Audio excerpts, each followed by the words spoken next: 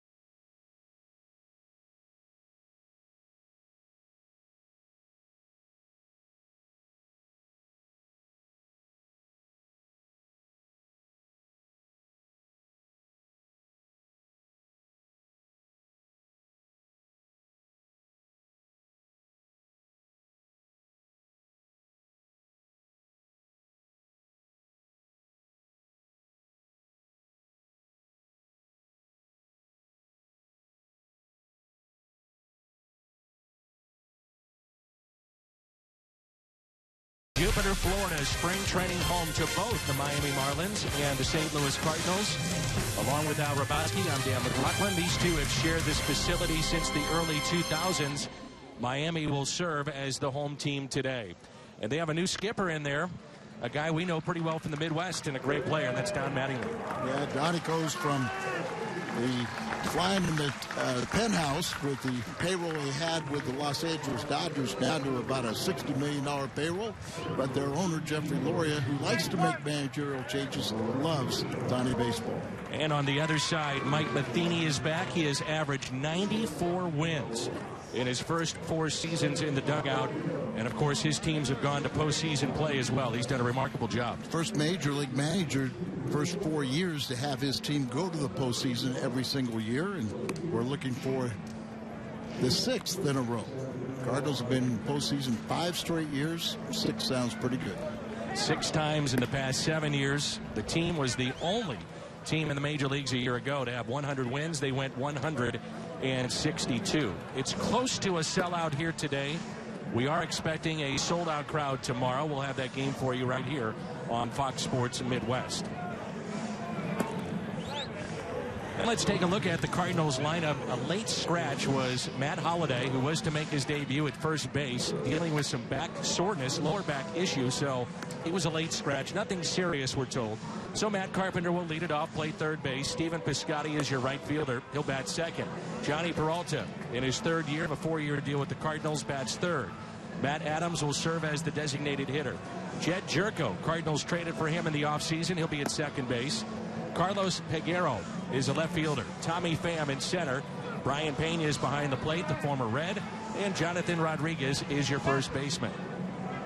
Wei-Yin Chen comes over from Baltimore as a free agent signing, signed late in the offseason, and they're expecting a lot out of him. He was very good a year ago in the American League, gave up a lot of home runs, but close to 200 innings, 7th best ERA among starters in the American League. And remember, too, he's playing in Baltimore, and the ball flies out of there, so maybe that accounts for some of the home runs. Signed with the Marlins in January, 5-year contract, and they're looking for anybody behind Fernandez to help out that starting staff. A couple years ago, he won 16 games in the American League. There's a look at our BJC Healthcare difference maker when batting leadoff. Great numbers for Matt Carpenter a year ago. 225 batting second.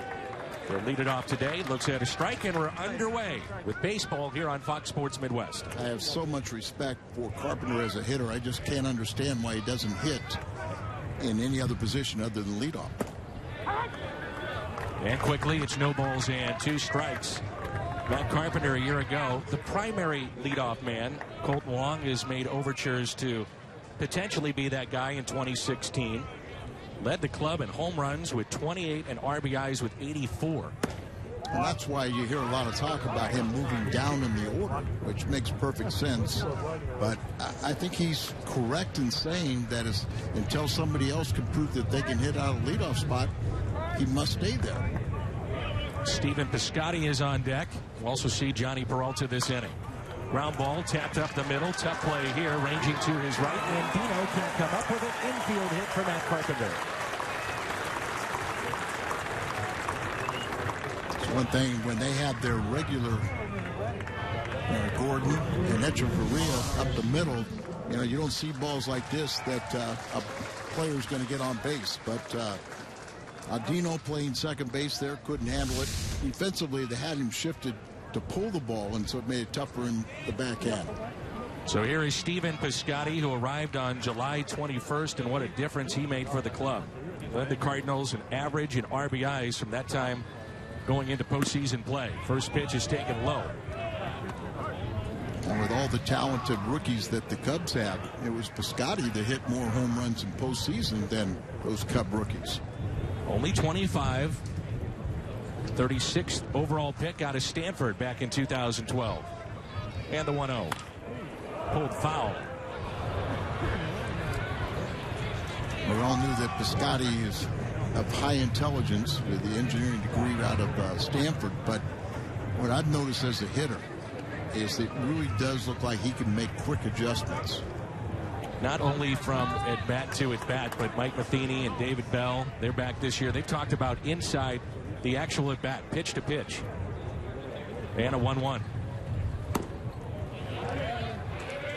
Piscotty looks to be your everyday right fielder after the departure of Jason Hayward, signed as a free agent with the Chicago Cubs. It's time for the Cardinals to find out about Piscotty and Grichuk. Turn them loose, let them see what they can do. The 2-1 pitch. 3-1. Last season, Stephen Piscotty, the Cardinals Organization Player of the Year. 63 games with the big club. Hit .305. Knocked out 7 home runs. Drove in 39. That's pulled foul. And he had 3 postseason home runs in that short series against the Cubs. The normal third base coach for the Cardinals day in and day out, Jose Oquendo. That's Chris Maloney down there today. I believe Bill Miller is over at first. See if the Cardinals want to start him here with a count of 3-2. Once again, Mike Matheny wants to be very aggressive during spring training. Carpenter is not running, and the pitch is popped up. On the outfield grass, the shortstop, Miguel Rojas, makes the play. Carpenter back to the bag at first. Let's take you around the horn. Some of the regulars are in there today for the Miami Marlins. Maxwell is your left fielder. Ichiro Suzuki closing in on 3,000 hits. He's at center. Giancarlo Stanton is in right. Prado, Rojas, and Dino Medica at first. And JT Realmuto is behind the plate. They really like him. We remember when we were visiting Seattle right before it started the season, Ichiro's rookie year, and what Pinella told us about it. There's a broken bat. Little looper in the shallow center. That ball is down. Carpenter, a right turn around second base. He'll stop right there. So a blue base hit for Johnny Peralta. Peralta had another very solid first half last year. Very, very good. Just ran him right into the ground, playing every single day. Never made a complaint or anything, but his numbers really fell off in the second half because he just played every single day, no time. The wind blowing very deep there, you knew it was going to fall in. That's the kind of play right there that Mike Matheny was hoping. And Carpenter did the right thing, but he wants his guys to be very aggressive and try and go from first to third. He would have been thrown out, though. Here is Adams against a lefty in a pickoff play. Carpenter back in safely. These are big at-bats for Matt Adams, even though it's early in spring. The Cardinals want to see him, in particular, against left-handed pitching. A career 197 hitter against lefties. Runners at first and second. I talked to Matt the last couple of days, and he was talking about how his timing is off, but he feels 100%. Leg no longer an issue, and he also was relishing these opportunities to prove that he can hit left-handed pitching. 1 ball, no strikes, 2 runners on for the Cardinals here in the top of the first. Popped up left side. Martin Prado battling the wind and makes the catch. Tough play. And Chin is at the bag at third. Runners stay put. Very fine play. Longtime Major League veteran Martin Prado. Now, Prado slowed down a little bit offensively and defensively, but he's a pro's pro. He's one of those guys that always does the right thing. He's in the right situation. And I think he's a very, very solid force and almost an extension of the coaching staff for the Marlins. John Jay was traded to San Diego. The Cardinals picked up Jed Jerko this offseason, and you mentioned it earlier how you think about Peralta and Carpenter and Wong and really riding those guys in the second half. This is a player that can take some of those at-bats and give the regulars a breather. Jed Jerko. And he's also, we know he's got a lot of power, but he also hits left-handed pitching extremely well. So, if there's a tough lefty out there, you could see him playing at second base. But I think with the new contract for Wong, he could just settle down and kind of relax and doesn't have to worry about Jerko. And Jerko, who does have power, hits it out of play. No balls and 2 strikes. He's averaged 16 home runs the last 3 years. After he had a sensational debut at the Major League level, Padres a couple years ago, got a big contract, and then had a terrible first half last year. Went down to the minor leagues, but when he came back up, he started hitting very well again. And an 0-2 pitch to Jerko. Fought off and hit out of play. In particular, you think about Jerko playing against lefties. If you want to sit Colt Wong, give him breathers against lefties. He's been very good in his career against left-handed pitching. Hit 282 against the lefties last year and 235 against right-handers. And they believe he can play all the infield positions, primarily as second baseman. Just missed. 1 ball and 2 strikes. I would have to think he's going to fall in love with the atmosphere at Busch Stadium, from West Virginia. Played at West Virginia. Morgantown, West Virginia native. The 1-2. Matter of fact, he had a very good college career. Was named the top shortstop, which is the Brooks Wallace Award. Top shortstop in the country, playing for the Mountaineers. Of course, the Cardinal pitchers know how good a hitter he is. He owned them. 2-2 is fought off, and a little jam shot to short. Catch is made. Cardinals get a couple of hits, but they strand two. So nice to say this. Baseball is back. No score after half inning.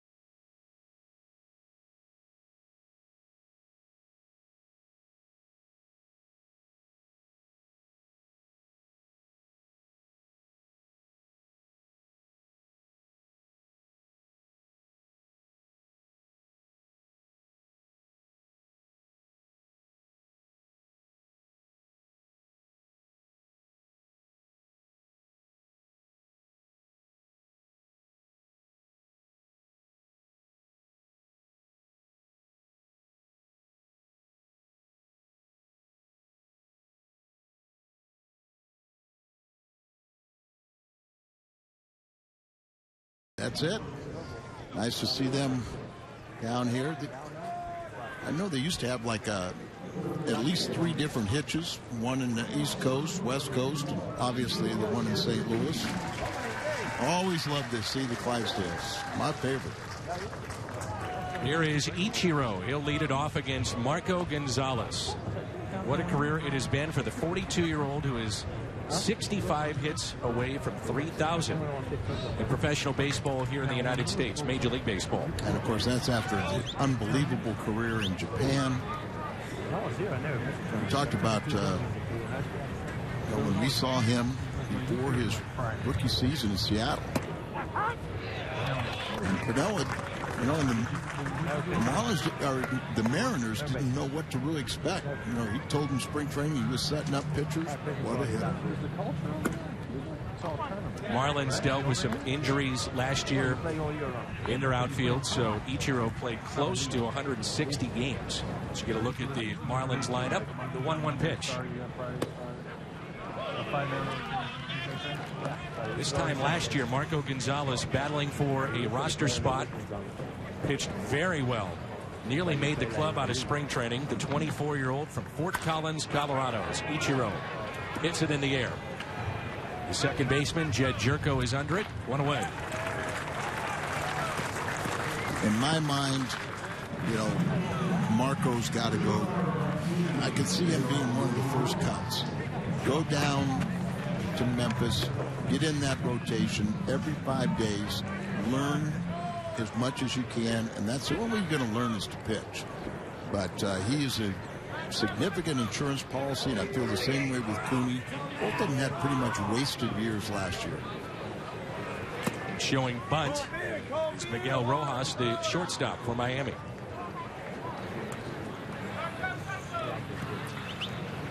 Shoulder issues all season long for Marco. Went 1-5 in 14 starts at Memphis. Did have one big league appearance and was roughed up. I talked to him, and he feels those shoulder issues are a thing in the past. He feels very good.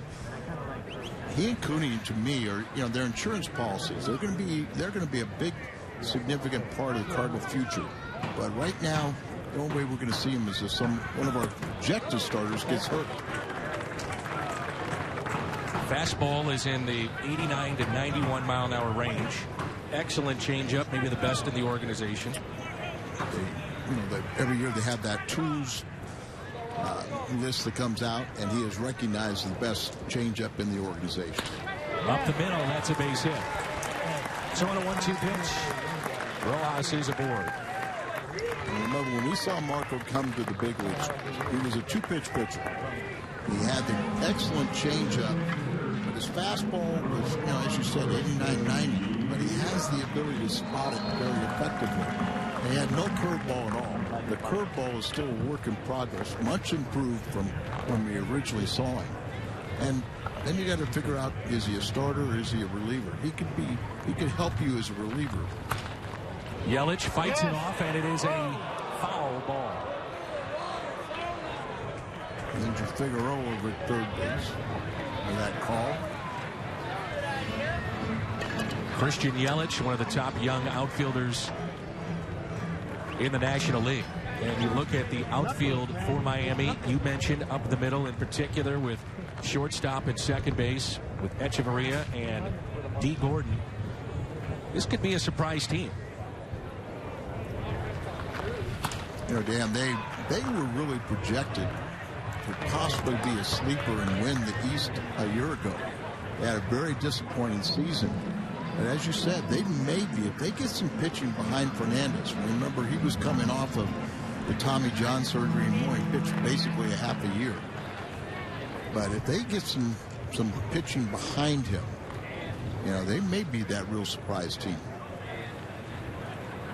Here's an 0-2 instead of check on the runner at first. You talk about the Marlins having some of the best young talent, exciting talent. D. Gordon, Yelich, Stanton, Echeverria up there. Rod Manley's coming to a pretty good situation.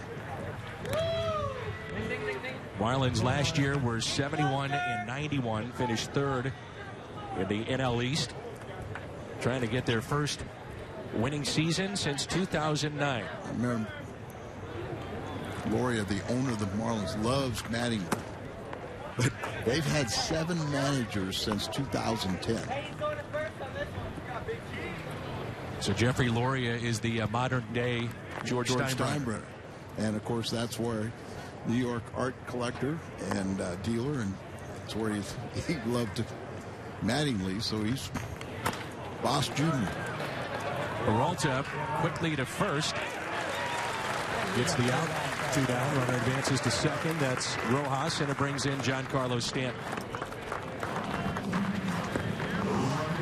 Let's take a look at Al's Toyota keys to the game. Well, I think the whole thing, and we talk about everybody from the Cardinals standpoint, or even the Marlins, don't get anybody hurt. Go out there, get your work in. Marco's got to prove to the Cardinals that shoulder is 100%. At first starts, he's got to believe it's 100%, and then just go out there and trust his stuff and go out and show he's got major league talent. Giancarlo Stanton, one of the great young players in the game today. I think everybody says, okay, here's going to be the National League home run leader. Just can he stay healthy?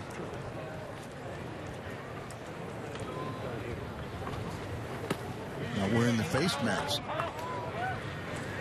2 years ago, had his season cut short, being hit in the face, and then last year having an MVP type season, and then he broke the hook of the hindmate bone in the wrist and never really recovered.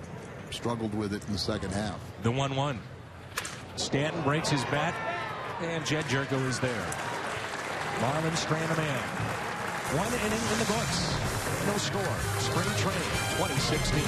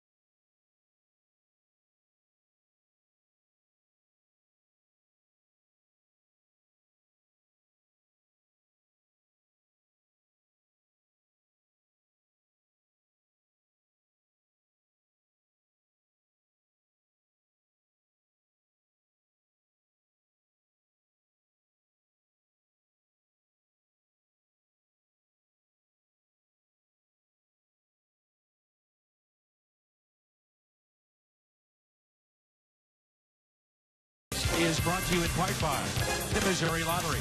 Every ticket you play gives back to schools across Missouri. So play it forward with the Missouri Lottery.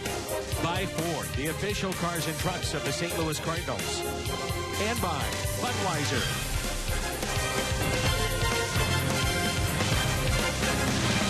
Beautiful day here at Roger Dean Stadium in Jupiter, Florida. Shin is back out for his second inning of work. And our first look at Carlos Peguero. This is a big guy, 6'5", 260 pounds. Does have a little major league service. He was signed by the Cardinals as a minor league free agent back in January, and he looks at a strike. We're underway here in the second inning. And that is something that's really changed over the last several years, is these signings of the minor league, 6-year minor league free agents, and then the invite to spring training. That's where both these clubs are carrying their 40-man roster plus like 23 extra men. So they both have 64 in camp. And I've noticed for this game today for the Marlins, they have 64 players in camp, and yet they've got 6 more from the minor leagues available to play. Here's an 0-2. Breaking ball, tap to the right side.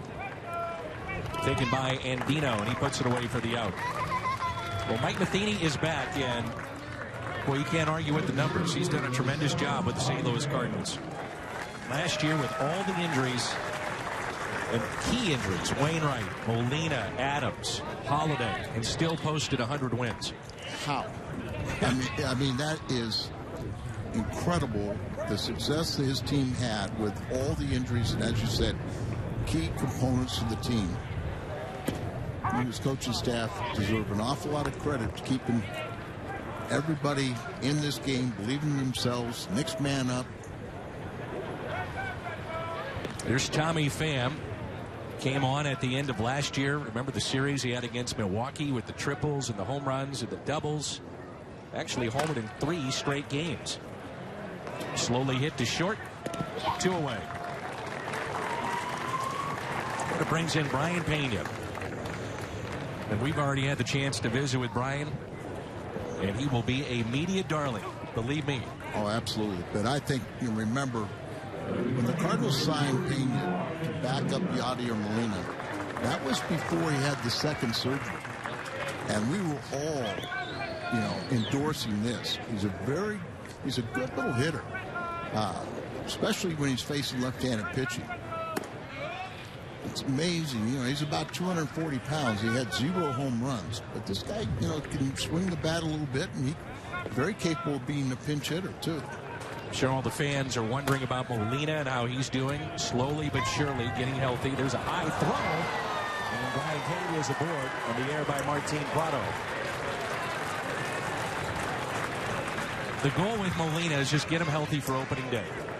I think right now, the way Molina's, and here you see, standing flat-footed, really didn't, throw that ball with anything, just kind of flat-footed, speed the ball, and that when it takes off on you. But I think Molina right now, the Cardinals are going to have a hard time keeping him down, because he's feeling so good, starting to show more and more baseball activity. I think they want to say, hey, slow down. Jonathan Rodriguez.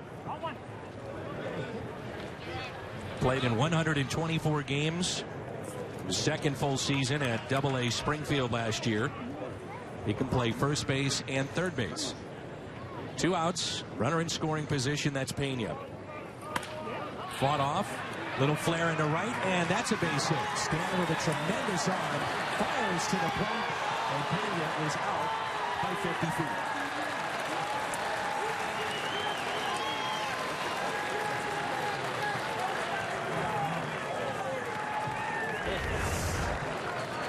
He was chugging. Paul Lewis with the score.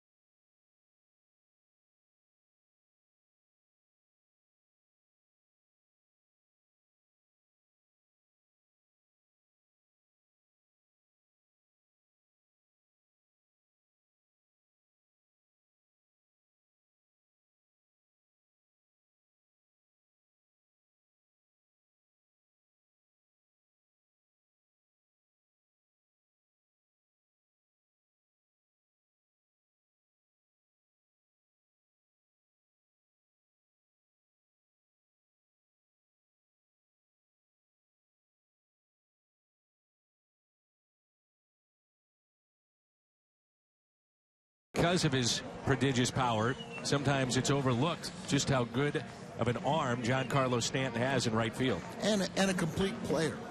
But once again, we have Mike Matheny emphasizing to his base runners to take advantage and to try and find out what's your limit. Well, Pena found out his limit, but I think Mike still was praising him for trying. That pitch taken low, and we're underway here in the bottom of the second. Martin Prado, JT Realmuto, and Justin Maxwell for the Marlins. 1 ball, 1 strike. Forget, Marco Gonzalez was the first Cardinal to make his major league debut as a starter without playing at AAA. As Prado hits it in the air out to right field. And coming on with the glasses is Stephen Piscotty. Not only that, Dan, but how about getting the fun assignment of pitching in Colorado? Right. But he is a native and had pitched at Coors Field in the past as an amateur.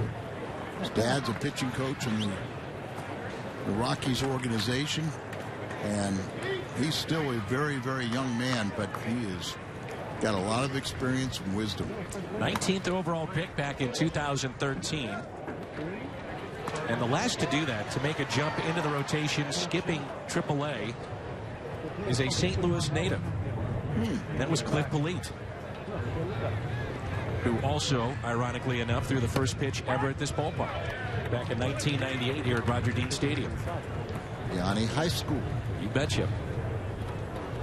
If anybody from Vianney's ever done anything other than Cliff Polite. Now, Mark Lamping.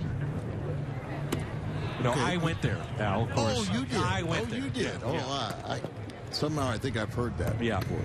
I know that you would jump on that anytime you could. In a negative way. No. Not you. Here's a 1-2. And a line out to Jed Jerko.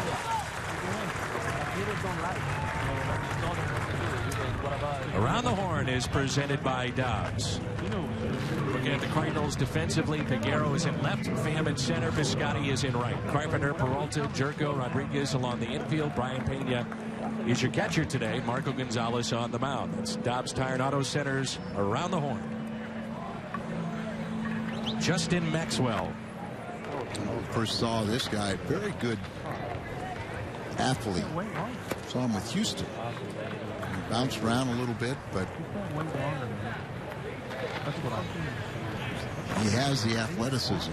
Just trying to give him that experience. Quickly, no balls and 2 strikes.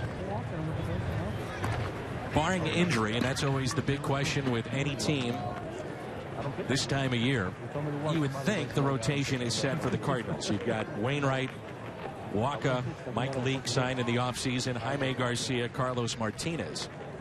Cardinals wouldn't need a 5th starter until the middle of April. So it'll be interesting to see towards the end of spring how they want to play that. You could possibly break camp with 4 starters. You possibly could have an extra bench guy and at the expense of a bullpen. There's going to be some really tough competition for the bullpen. I mean, there's some guys that came up last year and did such a good job and made, didn't do anything to not make the club this year, but because of the numbers. And I think Walden is going to surprise a lot of people. The 2-2 is ground ball. Peralta to his left, quickly to first. So 1-2-3 inning for Marco Gonzalez.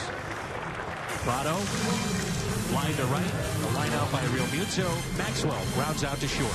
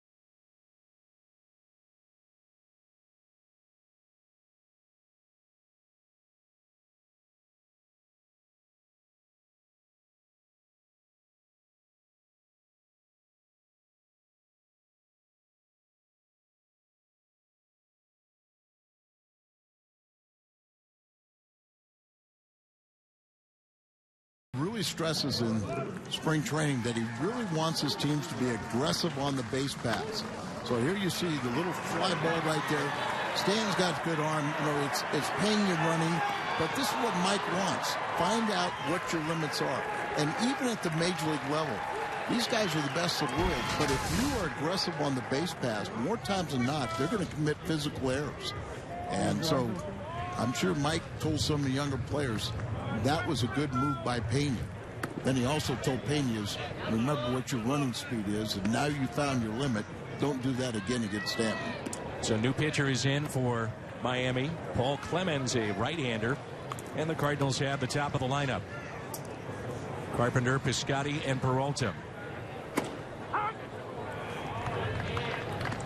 First time up, an infield hit for Matt Carpenter.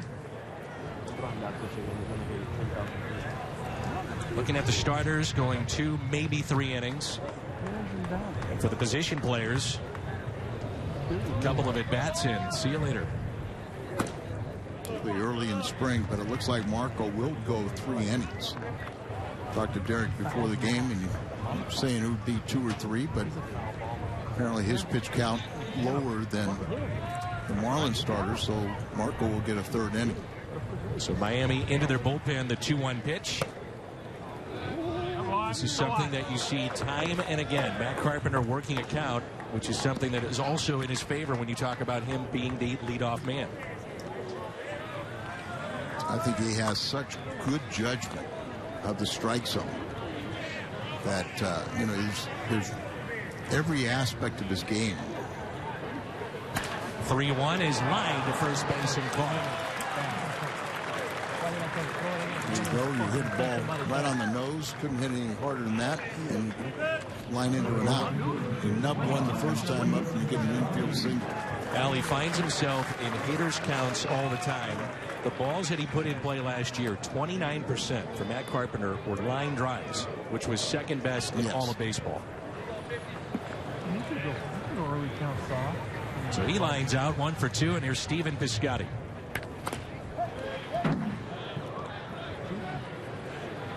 Piscotty is 0 for 1 as he popped out to short.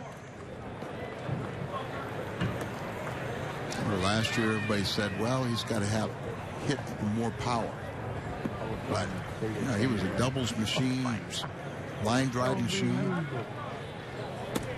It's really interesting what they did with his swing. And he talks about flattening the plane of his swing through the zone. And the idea was to get under the ball instead of being on top of a pitch.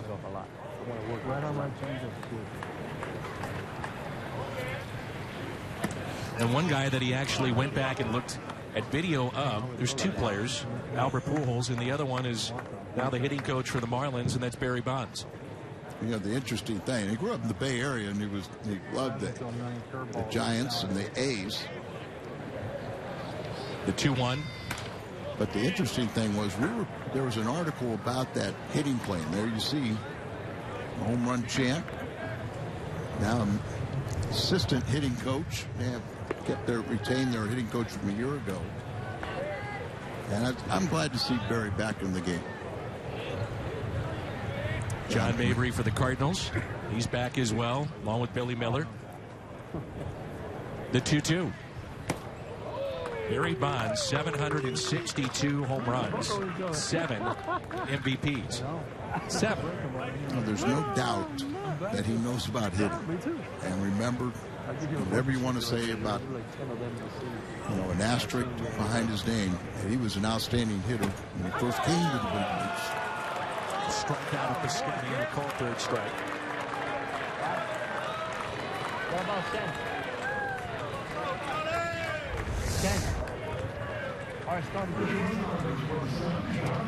So Steven is 0 for 2, caught looking on that 3-2 pitch, and now it's Johnny Peralta. Single 2 center field, first time up.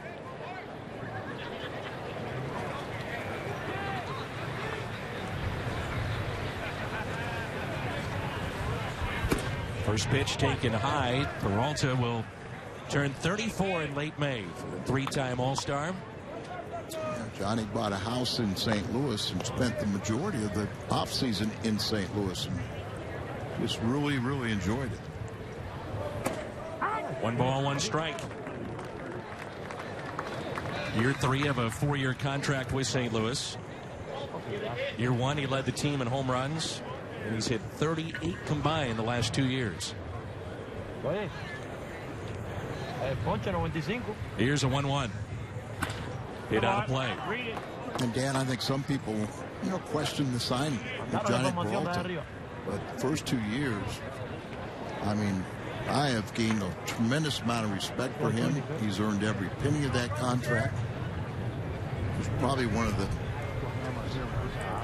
most even-keeled players you ever be around. Never gets high, never gets down, and always comes to play. And the 1-2 pitch.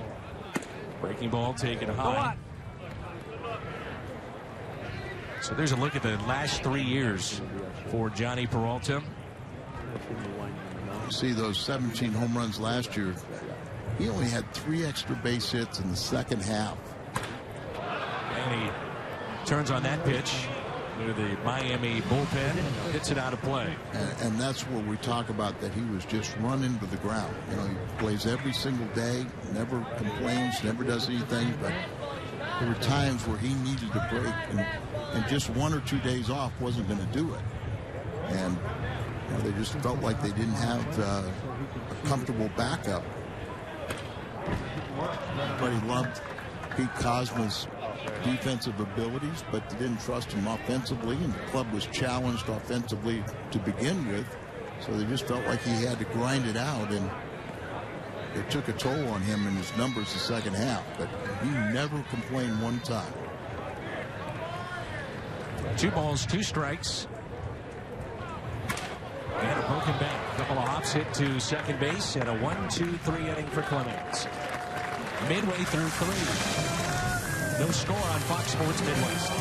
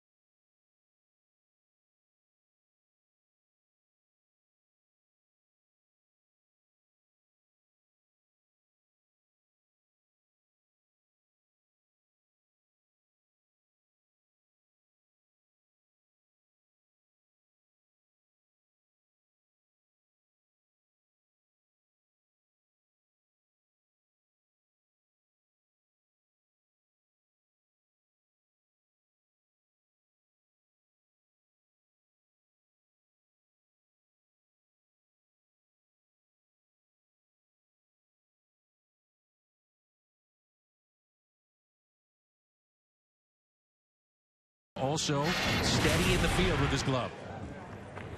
Well, I think that's the thing that some people felt that he was a defensive liability. The Cardinals felt like his defensive metrics were a little better than average. After the first month or so, 2 years ago, we stopped talking or worrying about his defense. He did mention the numbers, though, and how they trailed off there in the second half, and that's why you do go out and pick up a Jed Jerko. Ledmees Diaz has opened some eyes here recently, too. That's a grounder to third. And a high throw off the glove of the first baseman. And an error on Matt Carpenter. That first baseman today is Jonathan Rodriguez, a late insertion into the lineup. Matt Holliday was to start this afternoon. That's one of those judgment calls where, as a first baseman, maybe you vacate the bag, but give them the one base error, but don't turn it into a two-base error by getting the ball off your glove. High trajectory, goes up there. Use that little bit of footwork where you could have backed up a little bit or just come back. Here you see Jerko. He's going to back up the play. There's always some place for you to go. You have to anticipate that there could be a possibility of a bad throw. Here's Robert Andino. Nobody warming in the Cardinals pen just yet. Just watching the on-deck man, Ichiro, who's 42, and it looks like he's 18th. I mean, he's stretching. He's in great condition. There's a line drive and a base hit into center field. Hold the runner at third. Runners at the corners now for Ichiro. And stumbling to the plate, and the ball that gets through and scoring is Monica.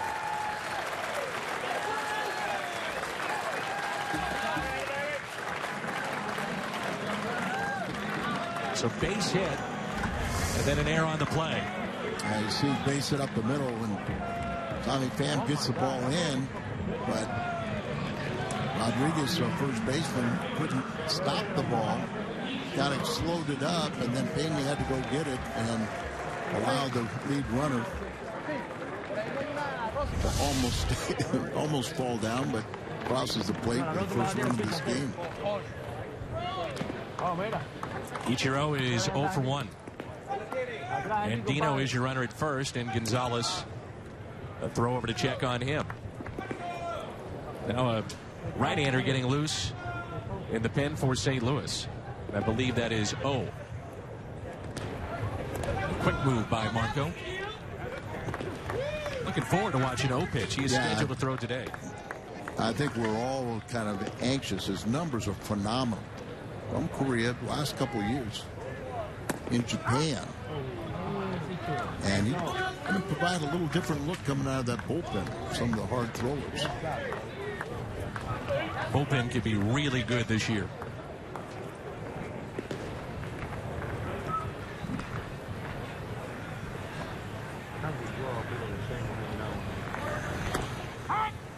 High strike. Nothing into the count. And you made an interesting comment there. The bullpen does have a chance to be exceptional. It was very good last year. But it's kind of like the same thing with Peralta and, guys getting rest. You're going to have to find guys that Mike trusts. That, he doesn't run Manus, Segrist, and Rosenthal on the ground. That he doesn't run, Peralta, Molina, Wong in the ground. Have trust, backup guys that he can trust to put out there and keep those guys fresh. Some of the names that you could see in that bullpen: Rosenthal, Walden, Manus, maybe today's starter Marco Gonzalez, Miguel Sokolovich, Mitch Harris, Sam Tuivailala, Tim Cooney. I mean, the list goes on and on. There's going to be some really tough decisions made, and there's going to be some guys that don't deserve to go back to the minor leagues but will because of the numbers. Hit the other way, and that drops in. So the first three have reached for Miami here in the bottom of the third.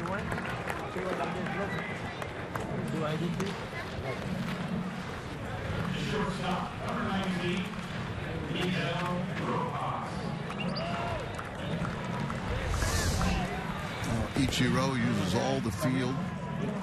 Just kind of how they almost that all the way, but the bat stays back and always in a cocked position where they can pull the trigger. It's amazing how Japanese hitters, how they use the entire field. A lot of hits out there the opposite way.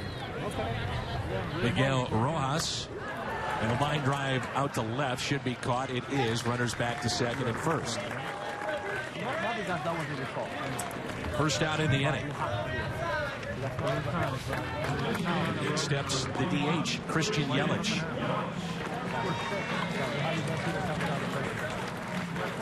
Yelich had a couple of stints on the disabled list last year. His final 81 games, though, he was tremendous. Hit .343, 46 runs, 11 steals. Slowly hit towards second. Jerko, a flip to short. That's all they're going to get. So runners at the corners now for Giancarlo Stanton and 2 down. Yelich is 0 for 2.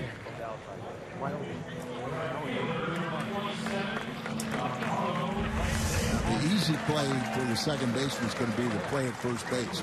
But the tough play is, can you get that one out there at second base?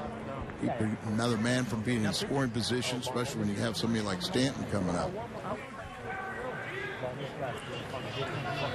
First time up, he lined out.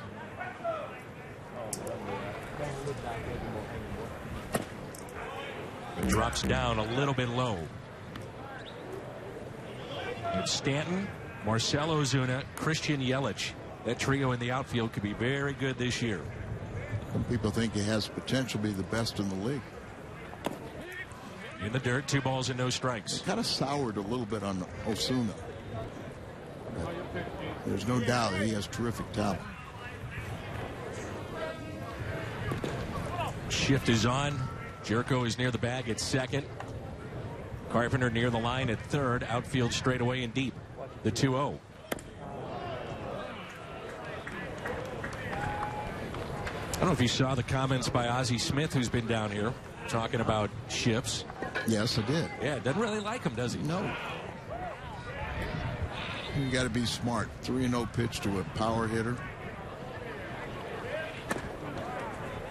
And sometimes it's better to walk the bases loaded. You had a base open. You just happen to be second base. But don't make a mistake to a terrific hitter and a power hitter when you're way down in the count. Inning started with an error.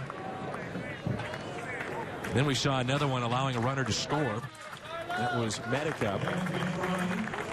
That'll be it for Stanton as Galloway will pinch run for Giancarlo.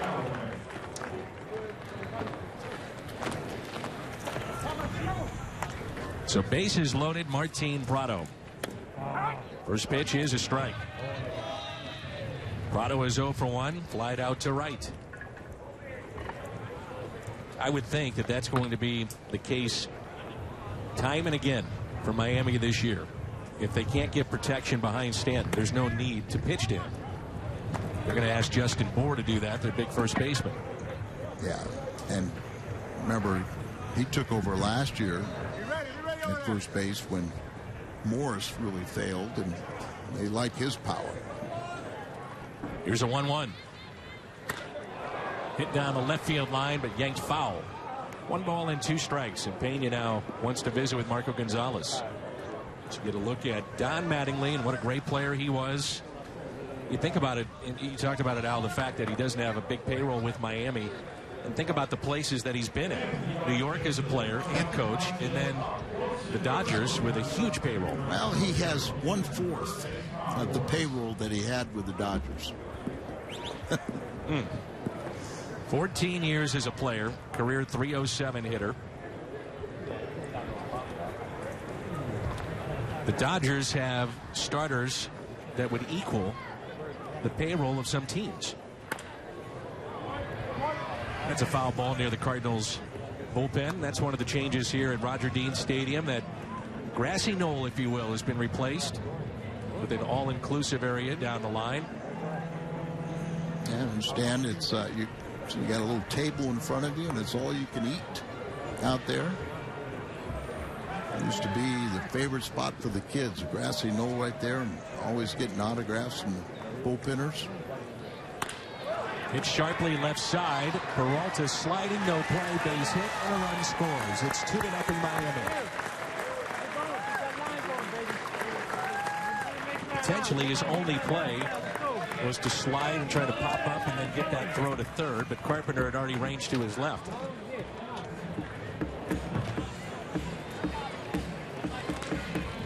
And that'll be it for Marco Gonzalez.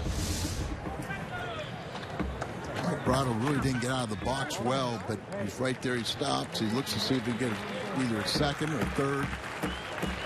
The best shot might have been at first base with Prado really not running hard, but when you slide like that, you feel like you have no play. So we'll step aside. Pitching change. Coming on when we come back. What truck?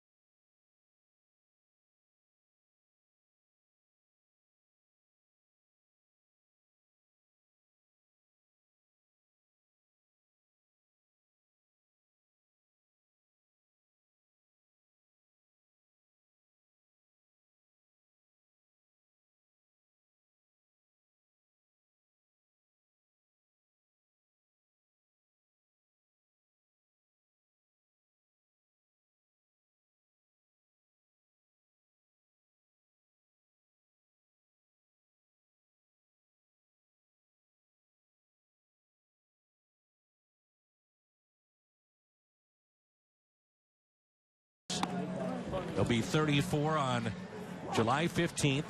There's his numbers from overseas. He's got a couple of nicknames, the Final Boss and Stone Buddha.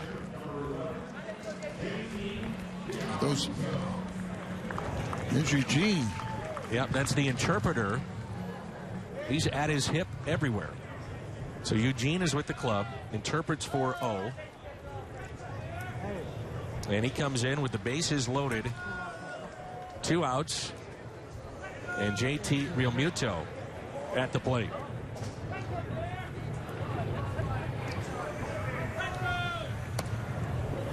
What we've heard about O, and I've seen him throw some bullpens.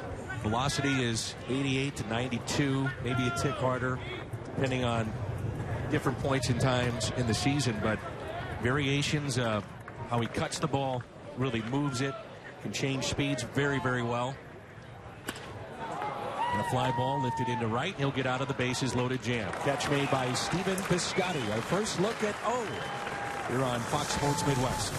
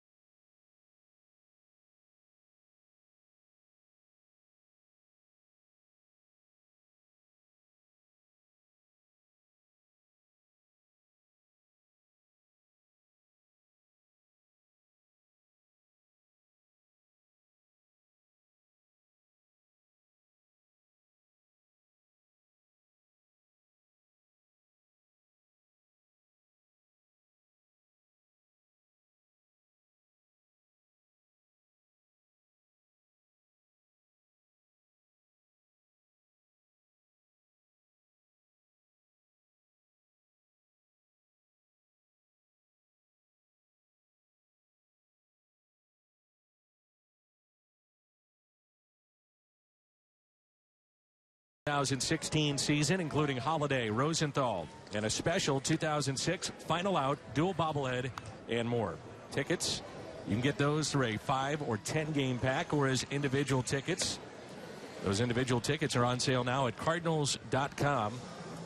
And Joe Strom telling us this morning that there's already been 2.6 million tickets sold. Wow.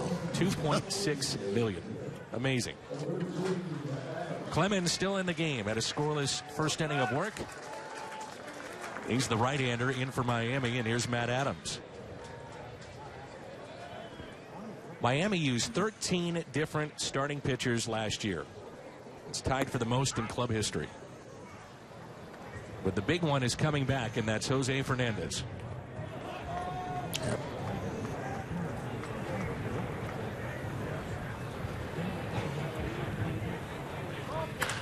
Adams pops it up left side. Long way to go. And that'll find the seats and out of play. Pretty simple. Who produces? That's who plays. Yeah, and it's going to be very interesting. Of course, I think the interesting thing, too, was unfortunately thought we were going to get a look at Holiday playing first base. You know, Matt was an infielder in college, and his first couple of years was a third baseman. So he worked at it this offseason, and actually living down here now with Oquendo down here, had Jose come out. 0-2 is lifted out to left field. And showed Holiday all the footwork to kind of reacquaint himself. There you see Brandon Moss, up very high on Brandon. Had that hip surgery going into last season, and they feel another year removed that he'll be that much better, regain his power. But there's, you know, you got Adams and Moss both left-handed hitting, so whether it was Piscotty or Matt Holiday, that if they could be, you know, another alternative play first base, gives Mike a lot of versatility. Here's Jed Jerko. Comes to the Cardinals in exchange for John Jay, and that means the end of the Memphis Mafia.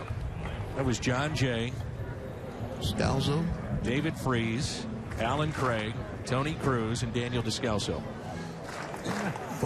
Now, David Freese, free agent, hadn't signed with anybody, right? That's correct. Hard to believe, isn't it? Yes.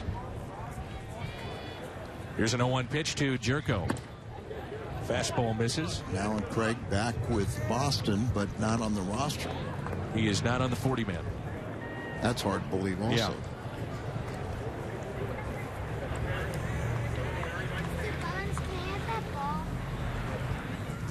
Here's a 1-1. The Padres will pay nearly $8 million remaining on the $33 million extension that Jed Jerko signed with San Diego. So you look at the numbers, he's paid like a starter. Yeah, think about it. You know, he got that contract after his, you know, his first half season, wasn't it? Came up, there were a lot of home runs and got rewarded. He can play third, he can play short, second, first. But just look at the difference in that contract versus the one that Colton Wong just signed. Mm-hmm. The 2-2. Held on to. And a strikeout of Jed Jerko. Clemens trying to make a name for himself, not really projected to make the ball club, but they might have a spot open with Caps. You know, trying to, I guess he has a meeting with Dr. Andrews on Monday, a hard-throwing setup man down there in their bullpen. So maybe Clemens will have a shot. Carlos Piguero. Yeah, that's Carter Capps, and they were talking about him potentially even being a closer for Miami this year. Ramos is their closer, but doesn't have the velocity that Capps has. But he had elbow issues last year, and they've cropped up again. 2 balls and no strikes. They've got Ramos in their bullpen, Capps, Brian Morris. Dunn, their lefty. Yep, Mike Dunn. David Phelps is down there. Came over in the Prado deal. That's fouled back.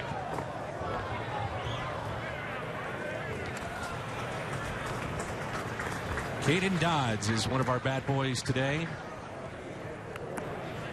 Ivan Singfeld is down there as well. I've had the pleasure of being around Caden and his nephew. 2 balls and 1 strike.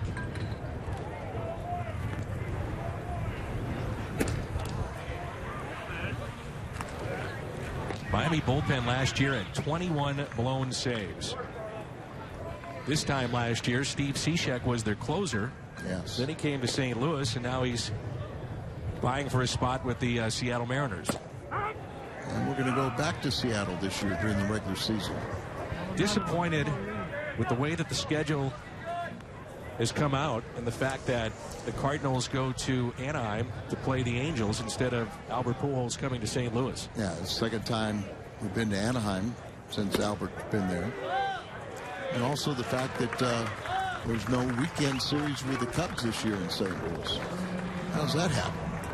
My understanding is because of the national conventions for the Democratic and the Republican conventions coming up, that's why there was shifts in schedule. So any way you want to look at it, regardless, it's upsetting not to see the Cubs in for a weekend. That's the first time, Al. Martin Coco, who works in the front office for the Cardinals, went back and looked. First time in over 100 years that's happened.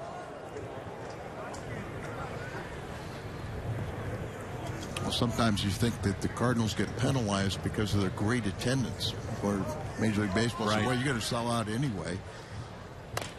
That's not the point. Here's Tommy Pham at the plate. So we mentioned that John Jay has moved on, and so has Peter Borges. So because of that, those two gone, Tommy Pham certainly fits in the plans to be a fourth outfielder. Well, you remember Tommy Pham last spring? He was off to a red-hot start, and then he was the first one to have a quad injury. Cost him about 3 months.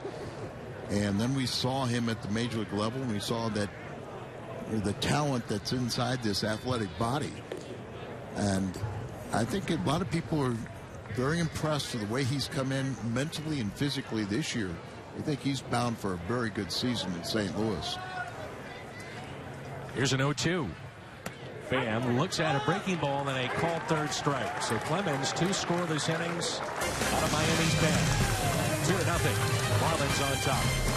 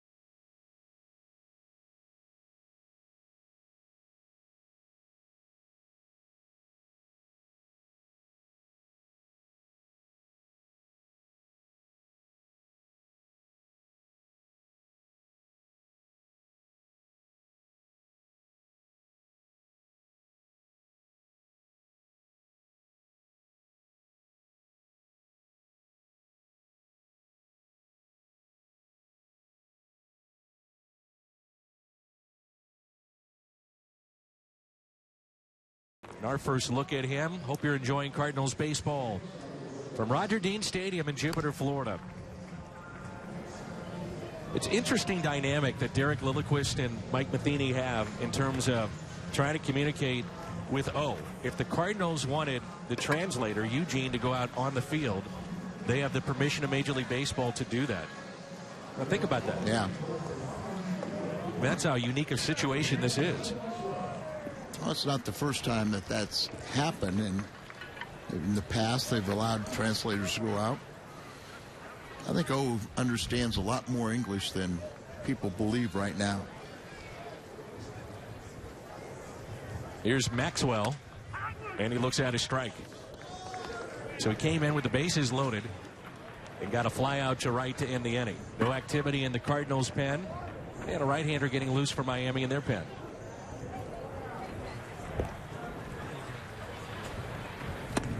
There's no doubt that O's had tremendous success in Asia. You know, he was the all-time saves leader in Korea, and then the last 2 years he's been in Japan, had 80 saves in Japan the last 2 years. 0-2. 1 ball and 2 strikes. He's a 7-time All-Star, the Korean Baseball Organization, and 5 times the single-season leader in saves.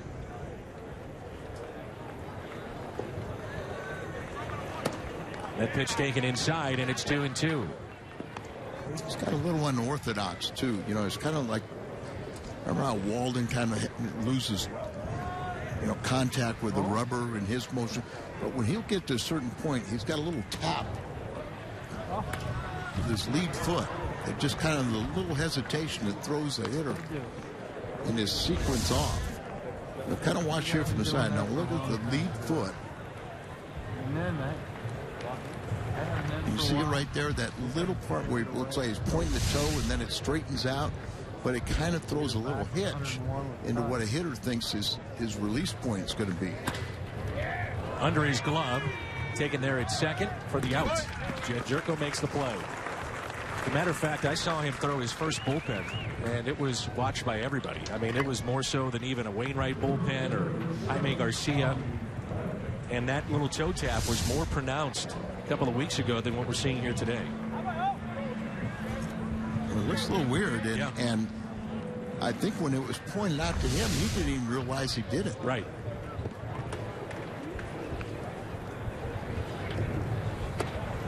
Tommy Medica. It's a new battery for the Cardinals with O. And then behind the plate, big catcher, 6'5", Michael Ullman. Played at Springfield a year ago.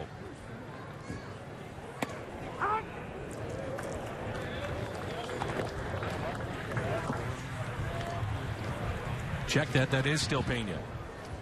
And we're in midseason form.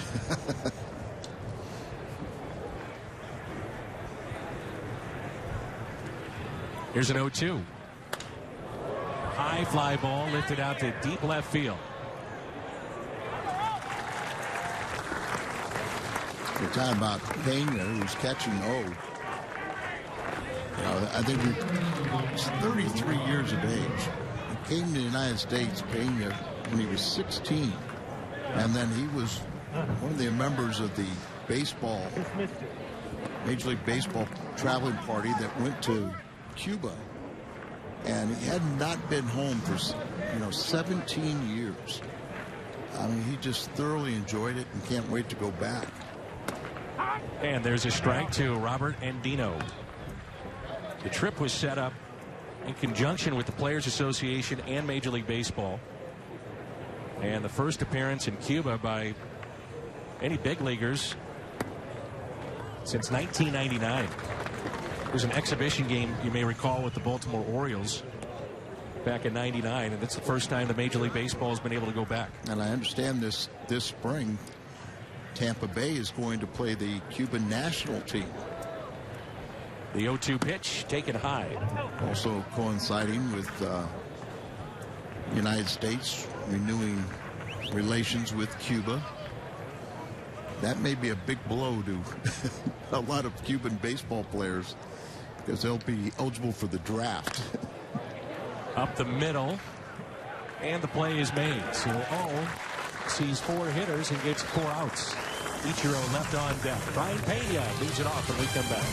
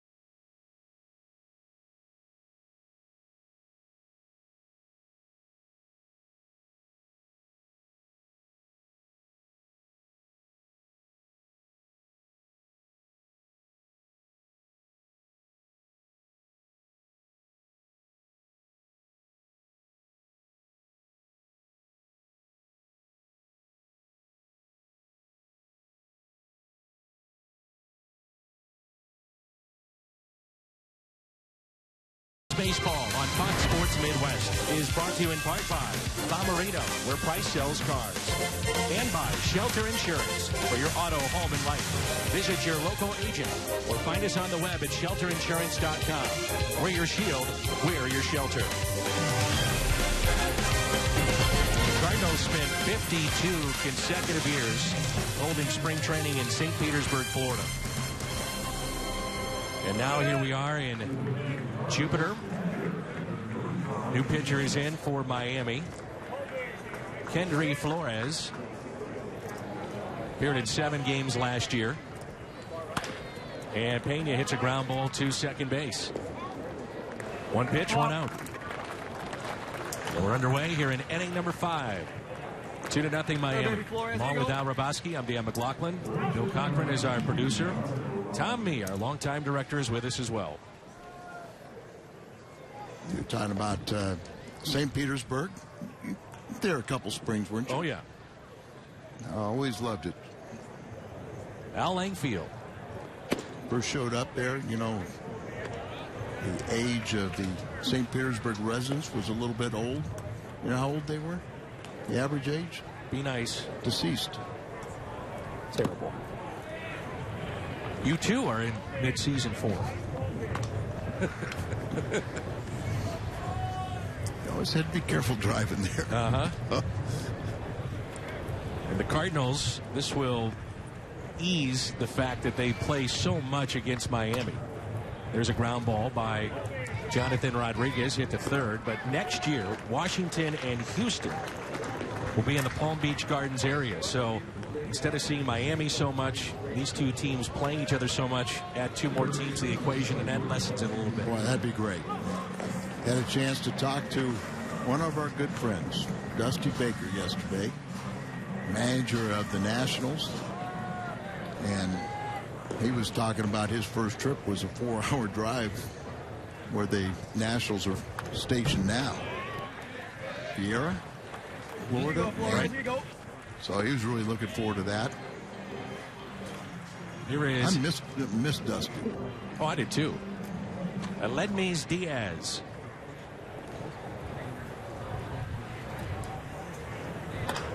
And Diaz hits a slow roller to short. And the Cardinals are down in order. Midway through 5. Spring training. Baseball is back. 2-0. Marlins on top.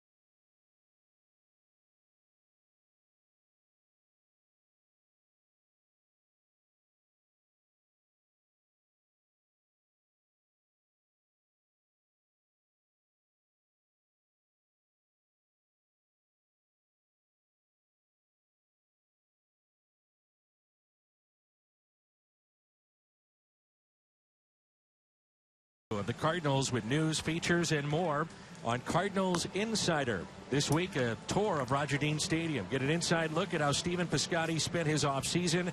Hear from John Mozeliak. Cardinals Insider brought to you by your Mid-America Chevy dealers tomorrow at 3. Only on Fox Sports Midwest. Lindsey Weber will be hosting that show. She does a great job.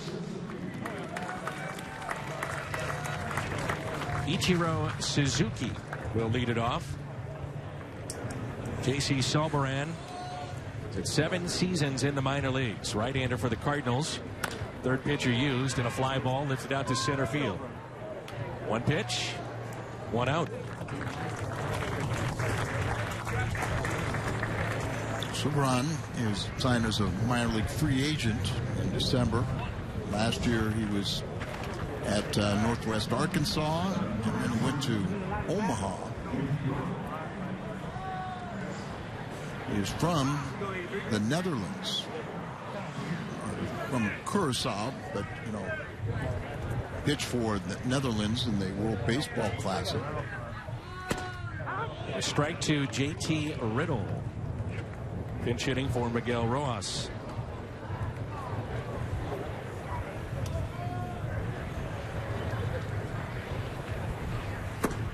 Quickly, no balls and 2 strikes. Solberan, he resides in Davies, Florida, just a little south of here, and went to the University of Florida before he signed professionally. And an 0-2 pitch to J.T. Riddle. Up the middle and a base hit.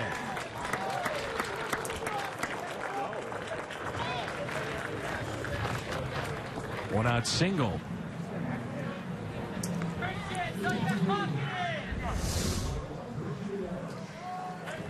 Low ball hitter down there, and just it's right to the back up the middle. LeBron looked like he felt like he should have caught that line drive, but he's really glad that line drive didn't catch him. And now it's Yelich. Tough to double him up with his speed. 1 out and a runner at first. The Cardinals pitching last year was just sensational. 2.94 ERA collectively. Lowest in the majors since 1988. That was a Mets team that was very good. Lowest for the franchise since Bob Gibson's group in 1969. And you know what else was sensational about that pitching staff was their ability to get hitters out with runners in scoring position. That was historic. Here we go, 2-1. The bullpen was #1 in ERA, wins, and saves. There's Derek Lilliquist on the right, Mike Matheny on the left. 1 ball, 1 strike on Yelich. Mike and Derek did an outstanding job, but they went to that bullpen a ton. Segrist led the National League in appearances. He also had Maness in the top 5, and Rosenthal was right there also. The 2-1 to Christian Yelich. There we go. And a fly ball lifted out to deep right field. Backing up, making the catch. Piscotty. That's Washington now at first. Ullman is in the game as your catcher. Those are the 2 changes for St. Louis. Stephen Piscotty, we saw his arm 2 springs ago, and we had heard about him. Converted from third base to the outfield. He can play all 3 outfield spots, but very comfortable in right. Remember, he signed as a third baseman out of Stanford and moved him to right field, where he had the best throwing arm of Cardinal outfielders.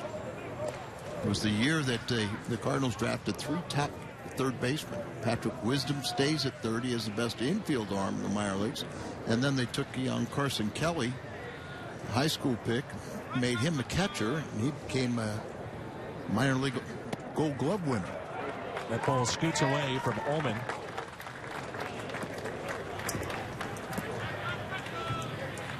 Yeah, how about that? Carson Kelly, just 2 years after being put behind the plate, wins a minor league Gold Glove. Yeah.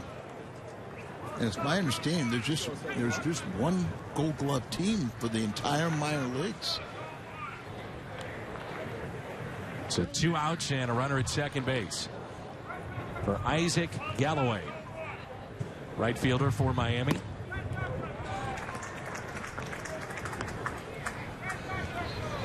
And a lefty is getting loose in the Cardinals' pen.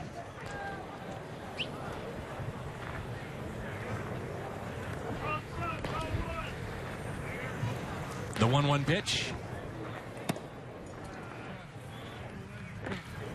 It's like a skinny body, so it must be Kiefer. He was on the Cardinals caravan with me this year. I was with you too, in case you forgot. No, it's Gumber. Yeah. Then Kiefer is about half of Gumber. Ground ball to short. Mishandled, and Jerko no play. May have taken a bat off. That's Greg Garcia. Took over at short. Johnny Peralta made the start today. Cardinals have committed now 3 errors this afternoon. Not particularly hard hit. Does come up a little bit, but at this level that play has to be made.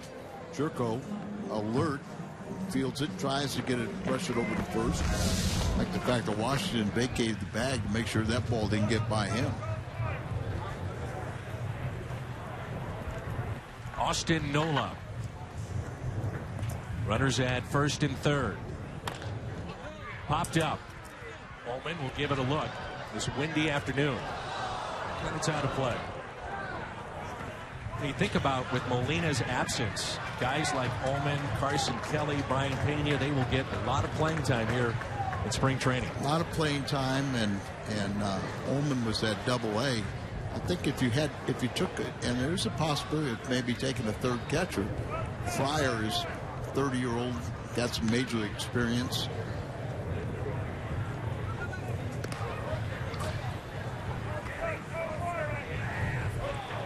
Had a shot there of Yadier Molina, who's recovering from 2 surgeries on his left hand. Remember last year, dealt with the issues in the right hand. Here's a 0-1. Breaking ball, taken just a bit high.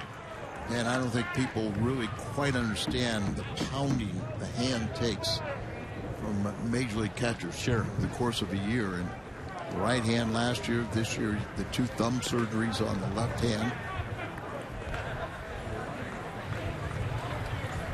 Here's a 1-1. Struggling a little bit with that breaking ball, isn't he? Yeah, it looks like not quite pulling down on it, just leaving it up there and kind of floating.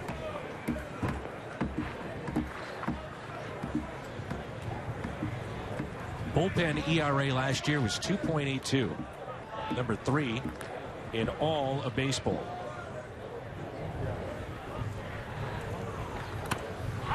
And now the bases are loaded. Nola's hit by the pitch. Well, Ullman was crossed up on that ball, but like a reacted.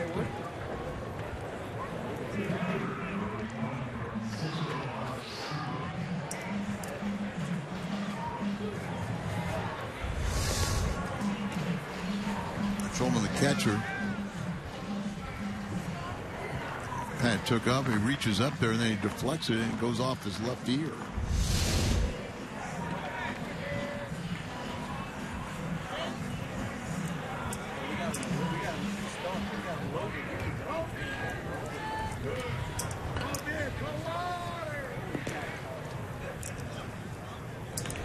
Francisco Arcia with the bases loaded.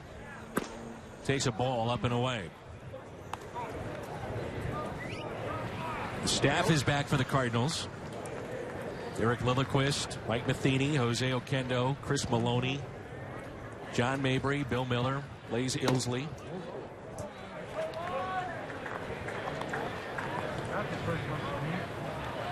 Two balls and no strikes.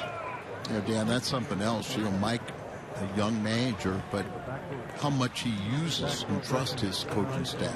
They all do a good job. The 2-0. Catches the corner, 2-1.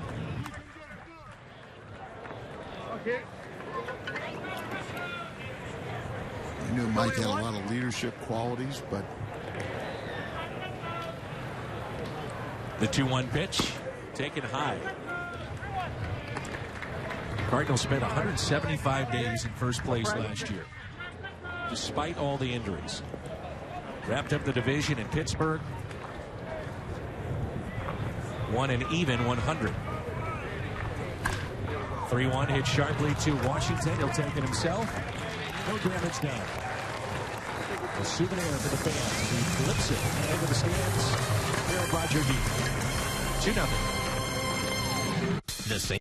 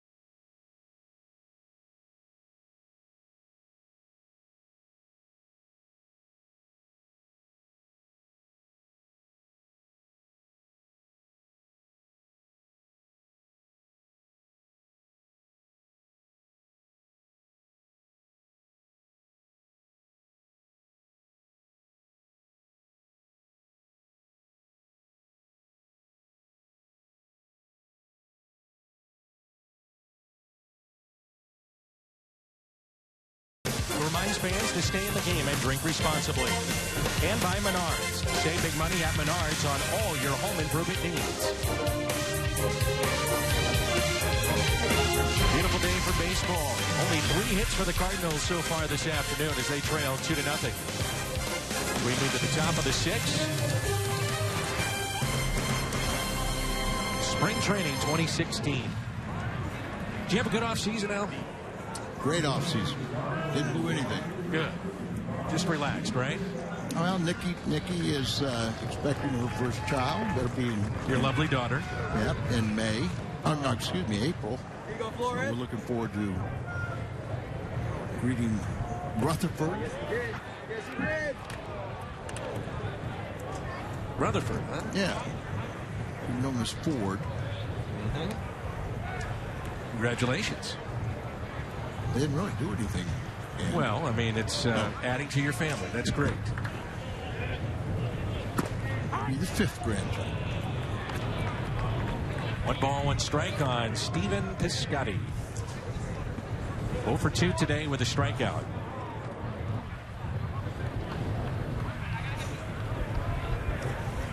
We say it time and again, if you get the chance and can do it, make a trip down south, come to spring training. Take in the work of the backfields here at the complex. The 2-1.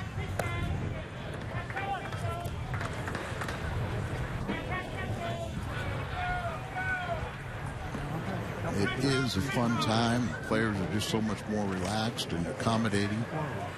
Up the middle and a base hit for Stephen Piscotty. Let's see if they pinch run for Stephen and get him out of there. Well, the regulars, they get 2 or 3 at bats, and then the young guys, though, they get to play a little longer. And you like to see young players take the ball up the middle. You know, learn to keep the ball up the middle, and you kind of learn about utilizing all the field. If you're a pull hitter, you're easy to pitch to. Charlie Tilson is the pinch runner, and here's Greg Garcia. Tilson is a threat to steal. 40-plus steals at AA last year, where he was an all-star for Springfield, was added to the 40-man roster this offseason. There's a 1-0 pitch to Garcia, who was the top pinch hitter last year. Tilson is running, takes a peek down towards home plate, and slides in there safely. Charlie does have exceptional speed. He's a little bigger body-wise than I remember from a year ago. And I thought he was just a real skinny kid, but, you know, 3rd-round draft pick a couple years ago, and they're very, very high on him and his where he will be in a couple of years. Hit in the air. Shallow left. And the catch is made. Garcia is 0 for 1 today. Tilson back to the bag at second.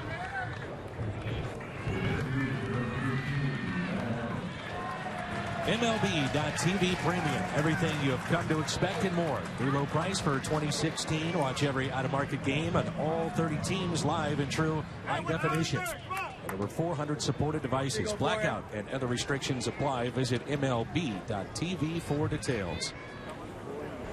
And it's the first time of about 2,000 I'll read that this year. That pitch is taken for a strike by Matt Adams. Adams is 0 for 2. Popped out to third and also flied out to left.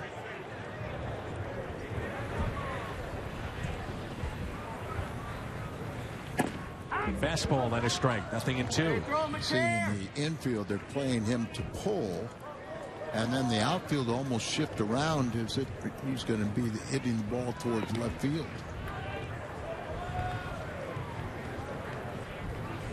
Adams and Moss in the competition at first. Cardinals did not have much production at all from first base. Adams was out. Moss was acquired late in the season. And a .392 slugging percentage, last in baseball. So that's got to change this year. Check swing, and he held up.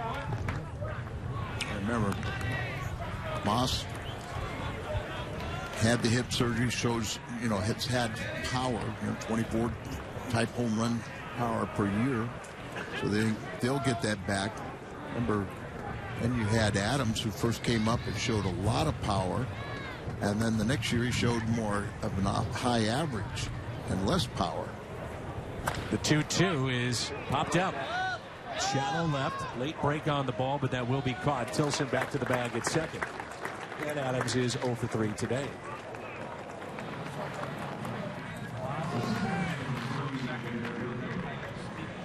Jed Jerko 0 for 2. He's popped out to short and also struck out.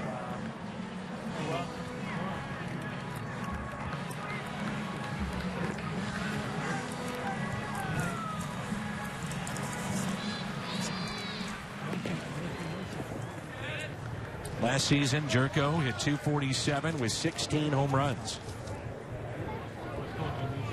And the first pitch is taken for a strike.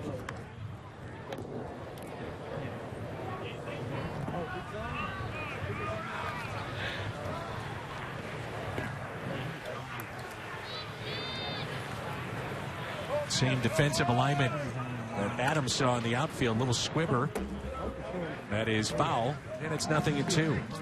I would have to think the way, you can't really tell it by the flag, but the way they're playing in the outfield, they must anticipate nobody's going to hit the ball deep.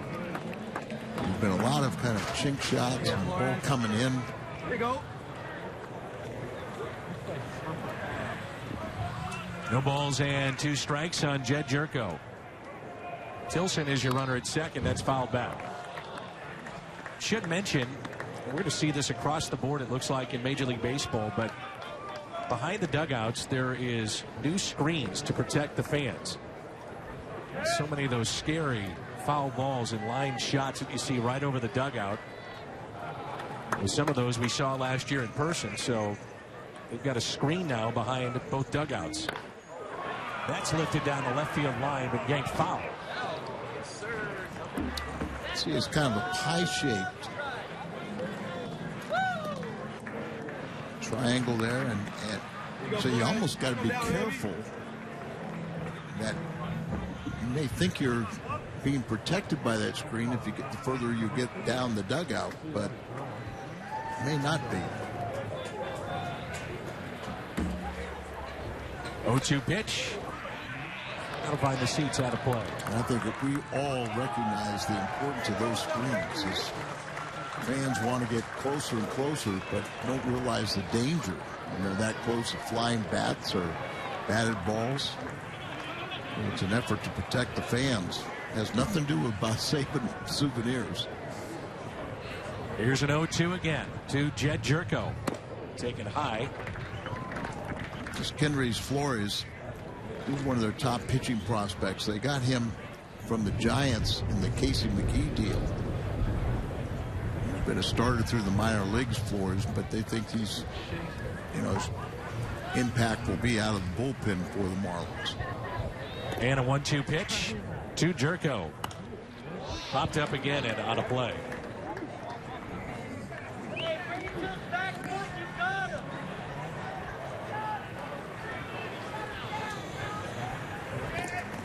He's 27 years old. Jerko, a second-round pick by San Diego back in 2010.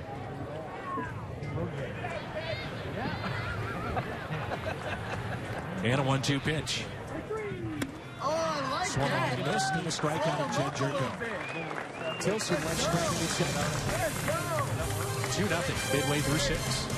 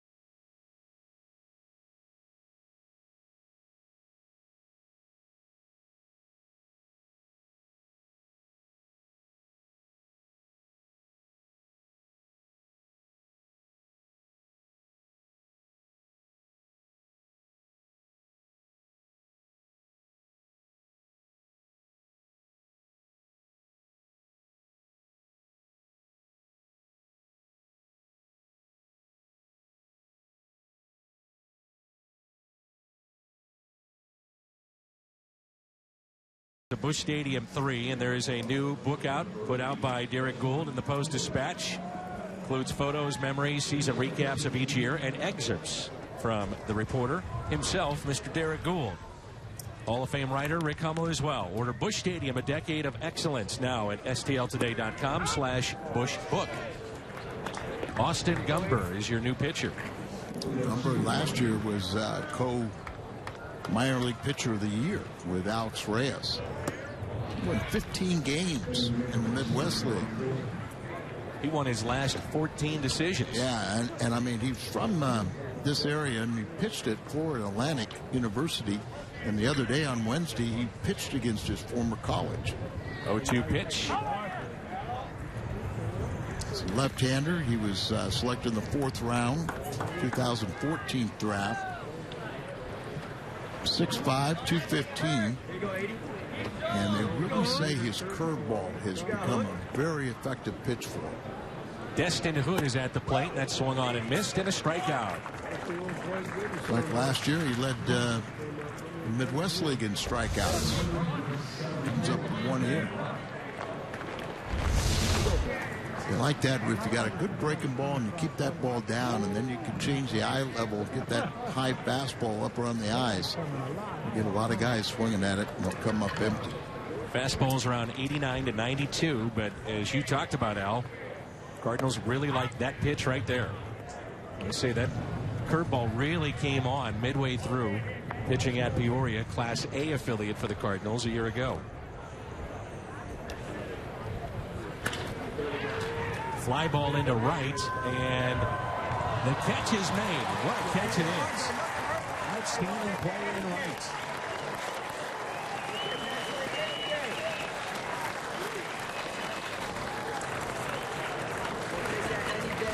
It's Anthony Garcia.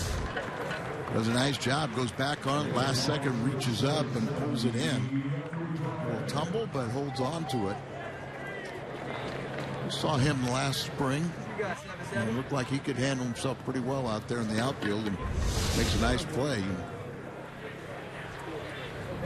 So with 2 outs, nobody on, Jeffrey Perez is your hitter.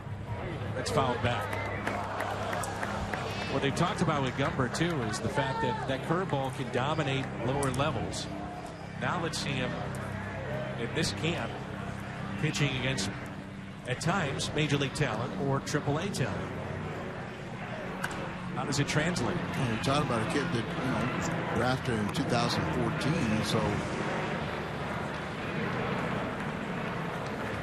a lot of times, you'll get these big league invites and everything, and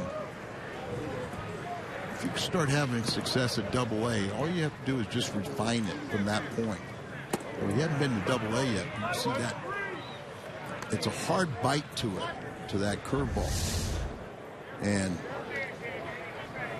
big body, and he pulls down on it, and see the 12-6 rotation. Here's a 1-2 pitch to Perez. Curveball again. While in college at Florida Atlantic, he was just 14-14, but turned into their staff ace when they went to the College World Series. Last year, opponents hit under 200 against him. Yeah. He's fighting out there, baby. Had a whip under 1. Long way to go here for Garcia in foul territory and out of play.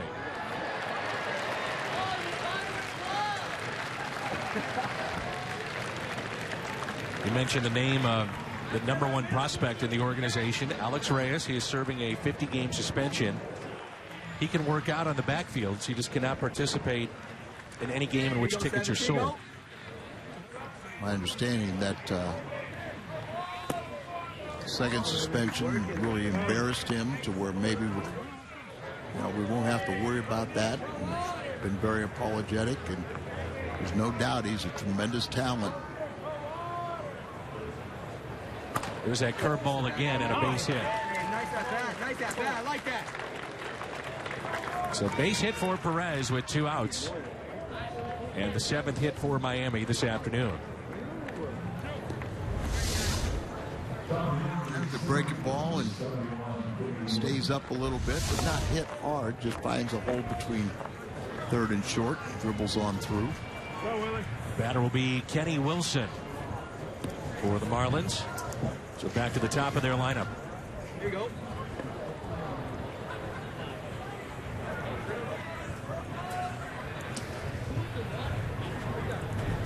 And a check on the runner, Perez, at first.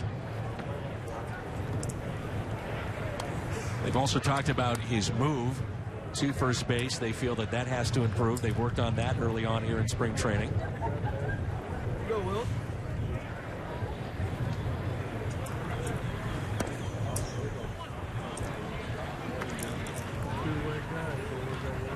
Reminds me, my first instructional league.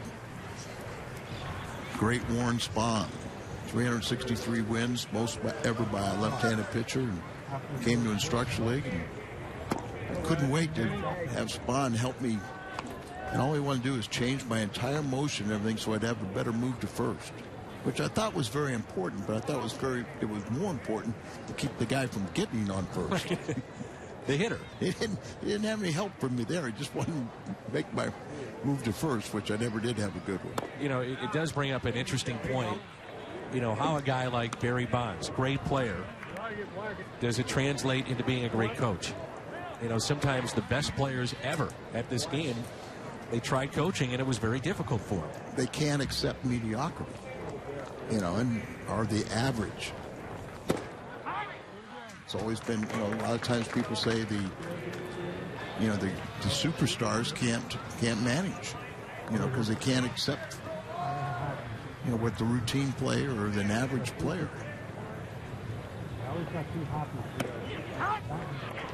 3-2 the count. I said Ted Williams, when he was managing, he wanted every one of his pitchers to be a slider ball pitcher because that was the toughest pitch for him to hit. So if he couldn't hit it, He thought every pitcher should throw one. Sure. Pitch number 19 of the inning from the lefty. Runner goes on a 3-2, and it's hit out of play. I don't know about you, but it's nice to be back. Baseball is back, and I think our fans have been starving for it. I think when we start the Cardinal winter warm-up, you know, that kind of gets the blood boiling. You know, the spring's right around the corner, and we get to go out on the caravan and Cardinals fantasy camp, and then now we get exhibition season. 3-2 is taken high. I like that. So runners at first and second. Nobody warming in the Cardinals pen. Kenny Wilson draws a 2-out walk. Marlins about hit the Cardinals 7-4 today. The Cardinals have committed 3 errors. There you go. Smack one again. There you go. Second plate appearance for JT Riddle. Base hit his first time up. You go 83. Big curveball, and that's taken high. A lot of times you want to see these young kids, you want to see them have a little adversity and then see how they handle it. You know, it's not like you want to see somebody get beat up a little bit, but you do want to see, can you get in a jam and get yourself out?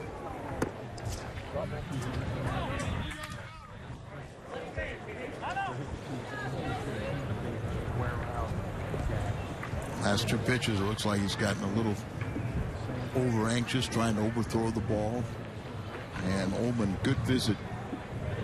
It's a good time to go out there and slow down a young pitcher and tell him to just relax. Sometimes the most important thing a manager, a pitching coach, or a catcher can tell a pitcher is to take a deep breath. Start breathing.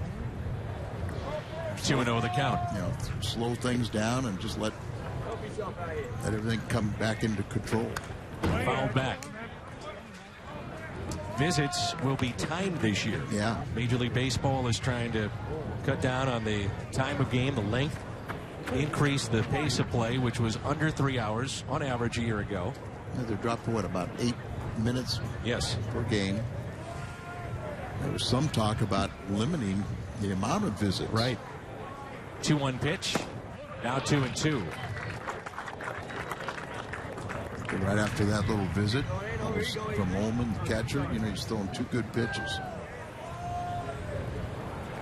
So 2 on, a 2-run lead for the Marlins in a 2-2 count with 2 outs. There's that curveball again, hit to Washington. Takes it himself. The Marlins strand 2.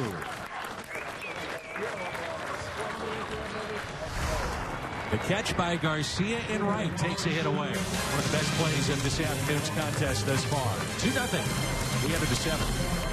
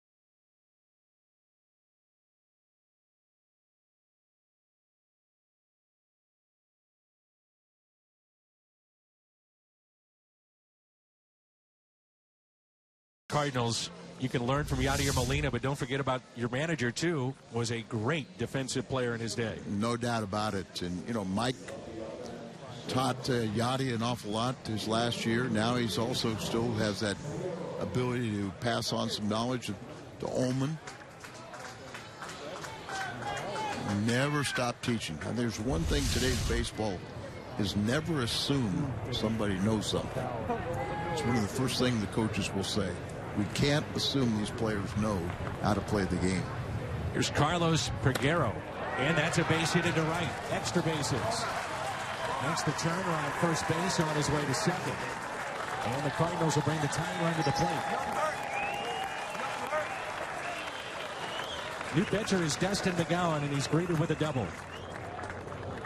And first extra base hit for the Cardinals.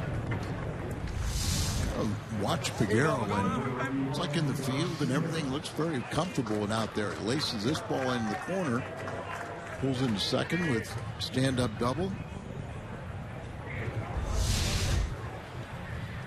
I mentioned the Marlins had 21 blown saves a year ago. How many games were won and lost in the 7th and 8th inning?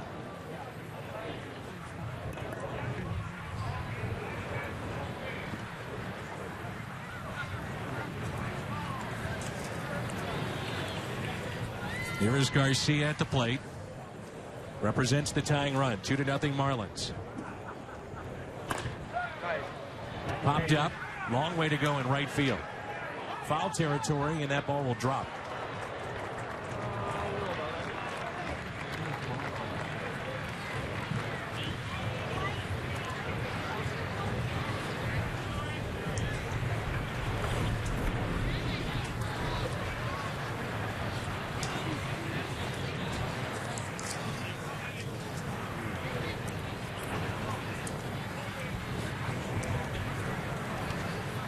And a visit with McGowan on the mound.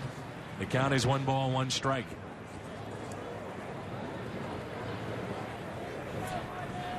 Last season, the Marlins went from 77 wins to 71.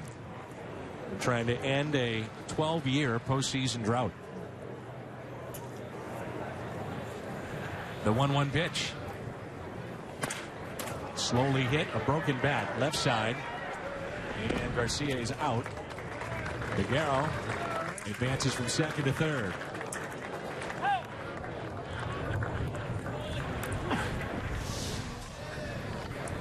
There are 6 great games during this upcoming season when the Cardinals are giving away replica jerseys. So get tickets to all of these game dates throughout the season with a 10-game jersey pack, or you can buy them as a single game ticket. Those single game tickets are now on sale. Just head to Cardinals.com. Here's Mike Ullman, and the Cardinals get on the board with a base hit. Ullman singles up the middle, and it's now a 2-1 Miami lead. Well, we just heard from your manager defensively praising you a little bit. And go up there and get an RBI opportunity and get the Cardinals on the scoreboard and cut the lead in half. Put the ball in play. Kind of a jam shot, but muscles it to the infield, and we got a 2-1 ball game.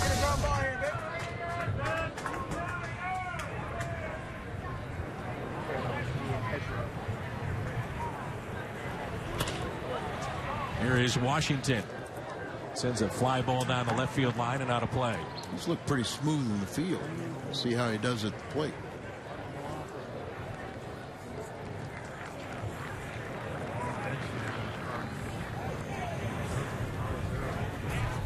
Upfield is straight away. And a ground ball that's pulled foul. 0-2 the count. For the Marlins, their coaching staff is new, with Don Mattingly as the manager.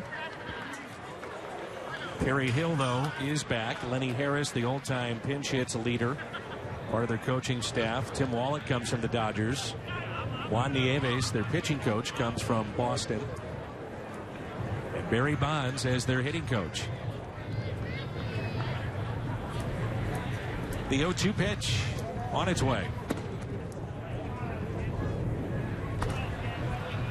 Washington 25-year-old from San Diego. Selected the Cardinals the 15th round back in 2009. Throw him a chair. He reached Springfield last year. 274, 16 home runs. 2 balls and 2 strikes.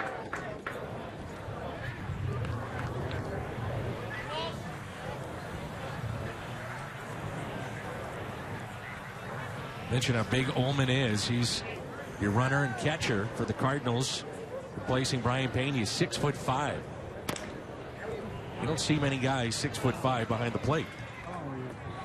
No.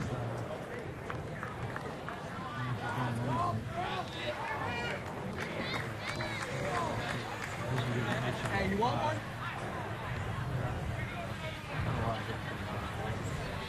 Who wants one? I'm just kidding. I ain't gonna do that. I don't make it.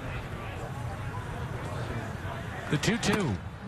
Lead swing and a strikeout of Washington. So 2 outs, runner at first. And it brings in Aledmys Diaz. Diaz is also a Cuban defector. Cardinals signed him to a 4-year deal. It's in year number 3 of that contract. And at one point he was off the 40-man roster last year. He said that really opened up his eyes that his playing has got to get better, and he played very well down the stretch, made it to AAA Memphis, played 14 games there, hit close to 400, went to the Arizona Fall League and kept it going there too.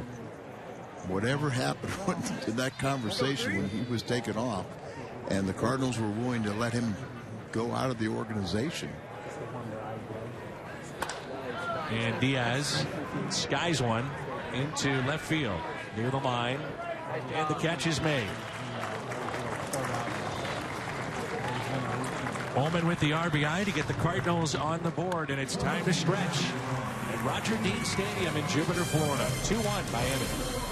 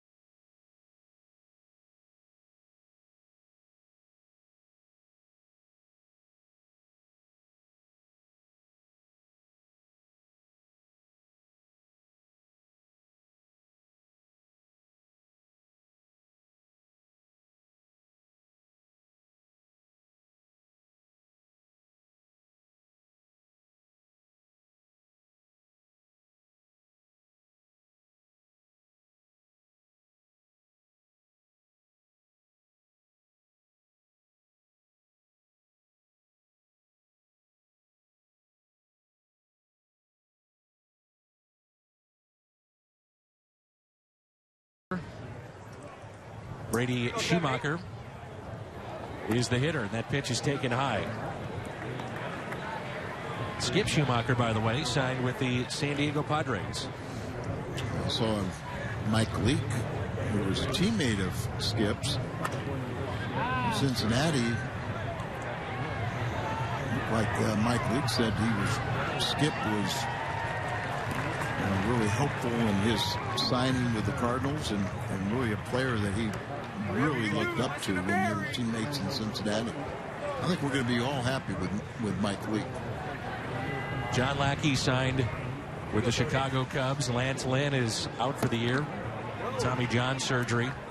We'll give Lynn a lot of credit pitching through the sore elbow, and you wondered at times what was going on last year because he couldn't finish a lot of hitters off. Well, I remember he always was a fastball pitcher, but it was exclusive.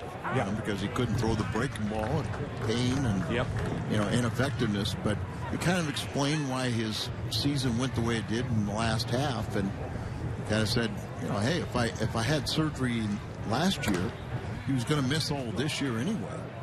So pitched through it. They needed him, and never said a word. We didn't know anything about it. Just knew something wasn't quite right. But he'll have about 17 months off. He'll start throwing by the end of this spring, and it's kind of his throwing program will get him to about September. And then in his mind, he'll have a normal off season, and then come back next year raring to go, and with probably no restrictions. 3-2 pitch. And a base hit into center. Cardinals pitching, as we talked about, was such a strength a year ago. Boy, I look at it again, Al, is that this pitching staff's going to be really good again. It has potentially be even better. Yeah. You get a full year out of Adam Wainwright, your ace. Leake's going to come in here, and he's very athletic. He takes the ball every fifth day. He's a ground ball pitcher. He'll pitch in this St. Louis environment and thrive. The bullpen has a chance to be even better than a year ago. Question is, will we get more offense? Isaac Galloway, second plate appearance. Pitch number 34 for the lefty today is taken high. With that, a right-hander starts to throw for the Cardinals in the pen. Lefty throwing for Miami.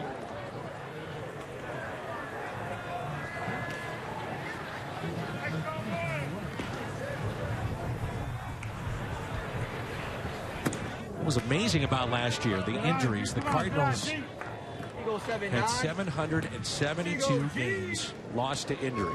Think about that. Well, not only, think about the fact you lose your ace and Adam Wainwright end of April. There's a ground ball foul. You had your projected 8th and 7th inning guys, Walden and Belisle go out. Then you lose Adams for most of the year. Your cleanup hitter. Holiday goes out 2 different times. Your third place hitter.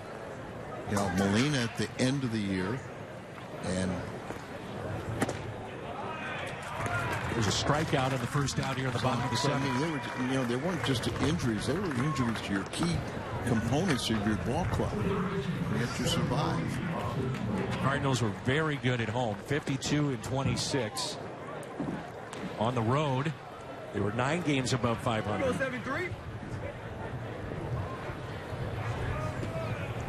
Since Busch Stadium pre-opened, they have dominated that ballpark. There's a base hit to right by Austin Nola.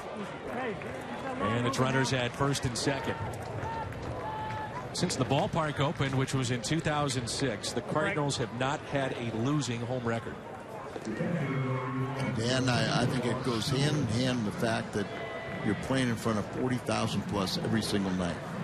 As an athlete, you never want to embarrass yourself.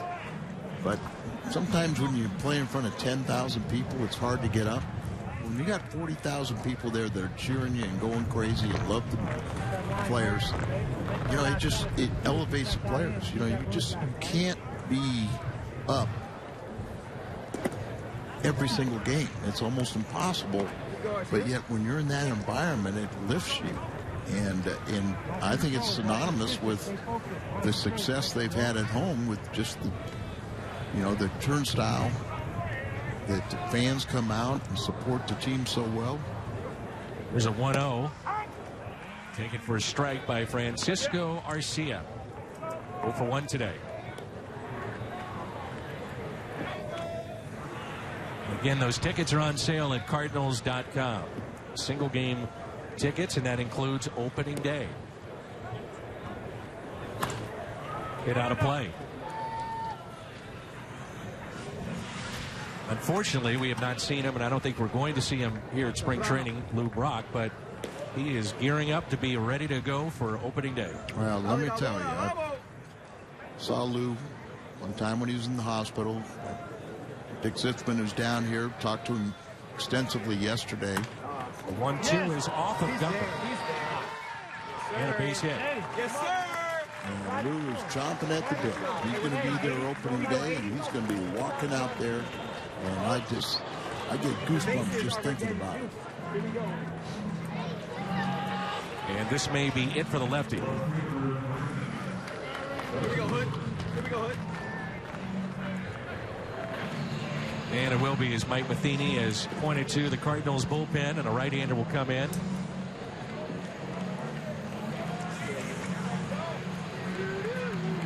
We'll tell you about the change when we come back. You're watching Spring Training Baseball, home of the Cardinals, Fox Sports Midwest.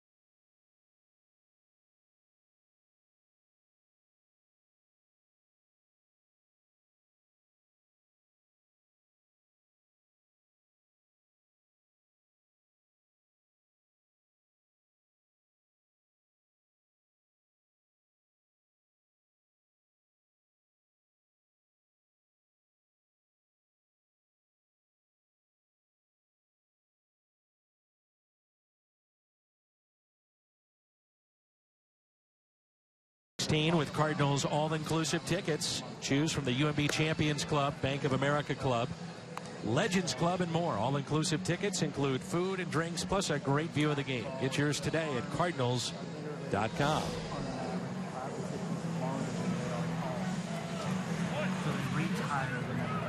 Let's go, 80. Here you go. Here you go. Help us out. Help us out. Help us out. Here you go. Not a bad seat. Go, Cardinals! Big crowd here today. Roger Dean Stadium. New pitcher is Trey Nielsen. Interesting story with this young man, son of a former major league pitcher. Scott Nielsen, his dad pitched for the Yankees and White Sox a little bit. He was a position player at the University of Utah. Freshman All-American his first year, and had Tommy John surgery. Here's a 1-0 to Destin Hood. And apparently he was drafted one time from the Cubs, but when the Cardinals drafted him, gave him a physical, and they realized he was going to have the Tommy John. I think his dad kind of, they kind of nixed the deal, and his dad said, well, let's put the bonus in escrow, and if he comes out of it, we'll pay for the surgery. Cardinals do the rehab work, and if he comes out of it, then we'll take the bonus. And so converted. Only been pitching a couple years, and they like his makeup. And here he's got a great chance to impress somebody with the bases loaded. And just one out. Made 18 starts at Class A Palm Beach a year ago. 25 appearances. That was his first year pitching in a full season. And it's a 3-1 count. With the bases loaded, 2-1 Miami.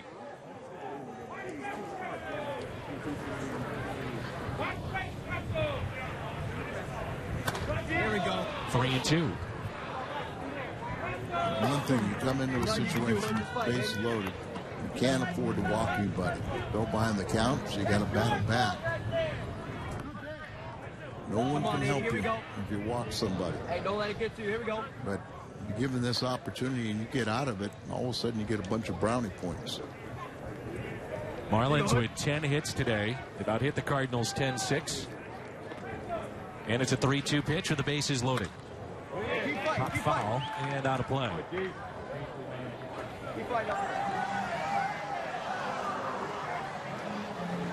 Nielsen would love the double play with one out. And he was second on the staff a year ago. Double plays induced with 13. Kind of like his makeup, you know, kind of a bulldog type. Kind of has that sinking fastball and cutter. It's another 3-2. Hey, that's right. I like that. You see the logo on the caps of the players for Grapefruit League action, and the logos are painted on the grass in front of the dugouts, or on the uniforms, and they're on the baseball as well. Damn, Cardinals fan behind me. I don't like that. 3-2 again. Oh, he just missed it. A high fly ball lifted into right field. Shallow. Catch is made. Here comes a throw. And it is not the time it is. It's a double play. Good thing they don't have replay. Partner, thinking the same thing. Way to go, Nielsen. And Garcia. Second fine play. This time a throw. Boy, it was a nice catch over the shoulder. That leg gets in there, but our home plate umpire says he's out. And I like it.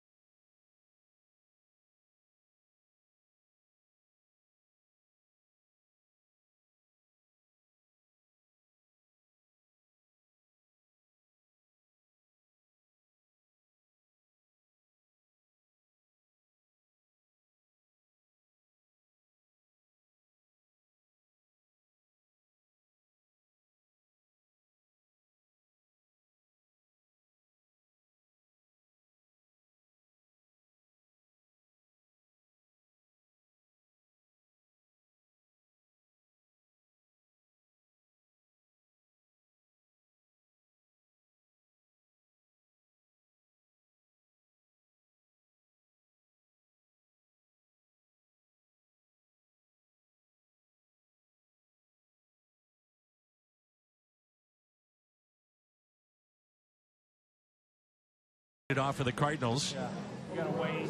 The right fielder for the Cardinals, Garcia, I think was a little surprised that the runner tagged up.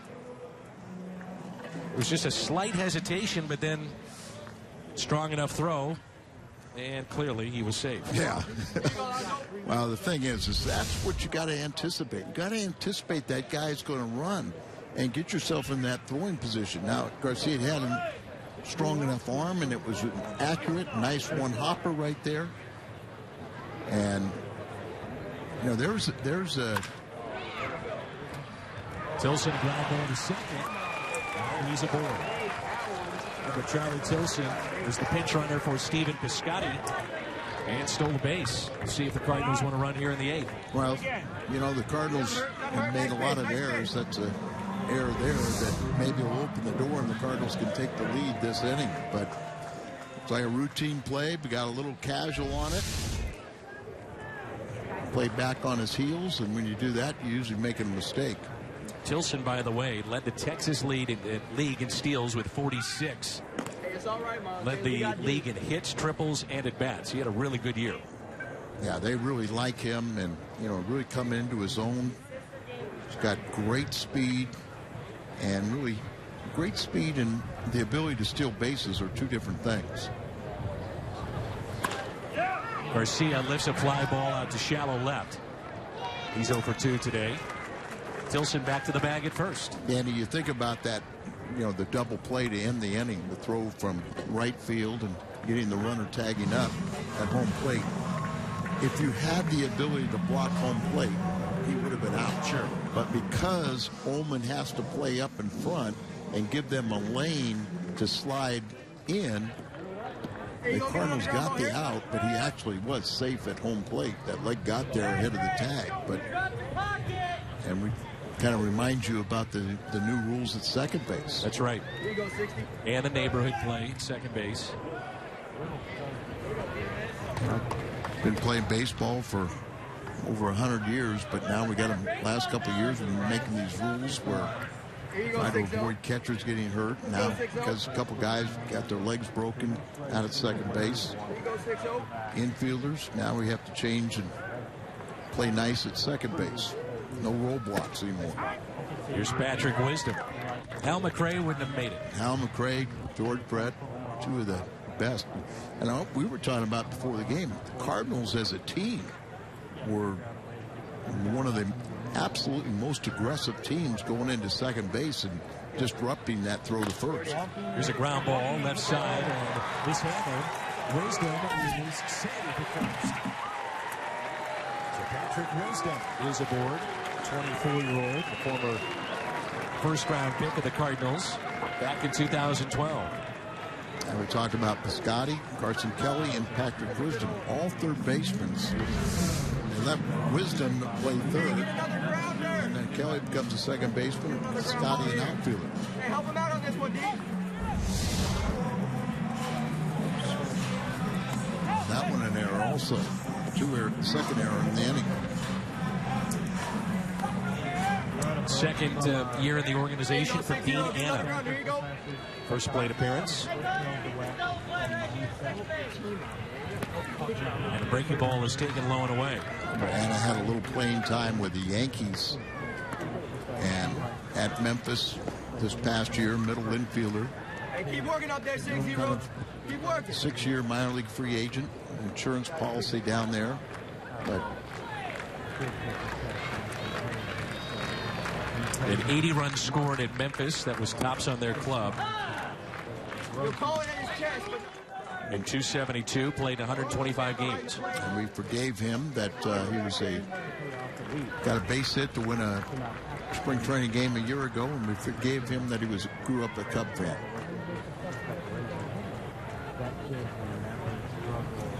Wisdom at first, Tilson at second, and it turns on it, pops it foul.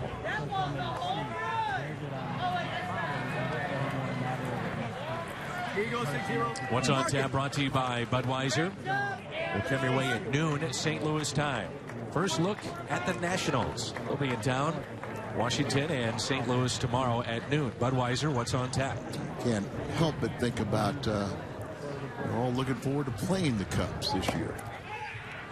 It's been the talk of the offseason, is it not? Where's that missing? I think the players have kind of... And when I played, we didn't like any teams, but especially the Cubs. Then you think about the great Cardinal rivalry was really more with the fans than the players. I think when Tony and Dusty Baker were managing the Cardinals and Cubs, it kind of got a little feisty again. But I think now we've got a new page. Anna looks at a strike. Led the Pacific Coast League with 77 walks. Here you go, 6-0. Keep working hard up there, man. Keep working hard.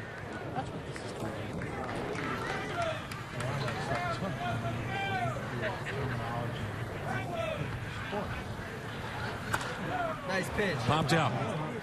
Shallow left and a late break. This may drop and it will. First play, though, at third, not in time. Speed of Charlie Tilson pays off. Well, you could see that one. The left fielder laid back on that ball all day. It seemed like the outfielders have been having to come in as the wind has just knocked the ball down. Flags are almost still, but it's just not carrying. Nice And Tilson, you know, is in no man's land as the base runner out there at second. But because of his great speed, he gets to third ahead of the throw. Good play by the shortstop to get that ball back in quickly. Left fielder's ball all the way, but that late break cost him.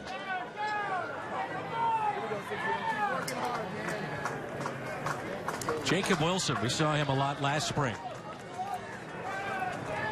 Split time with Memphis and Springfield a year ago, and he looks at a ball.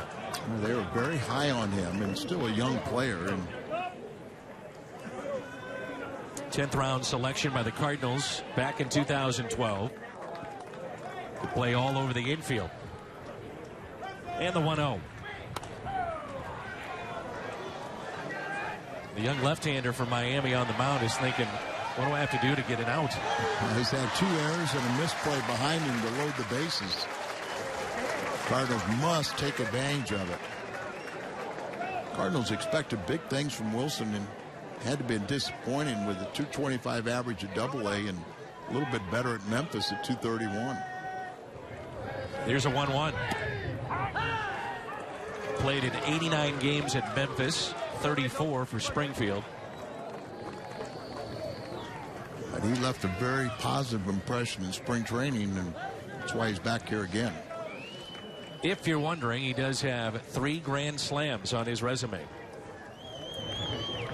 I like it, partner. Here's a 1-2. Strikeout of Wilson. Good pitch in on his hands. And now there's 2 outs. Yeah, the breaking ball in there and just the ball keep on running in on him and just underneath the hands.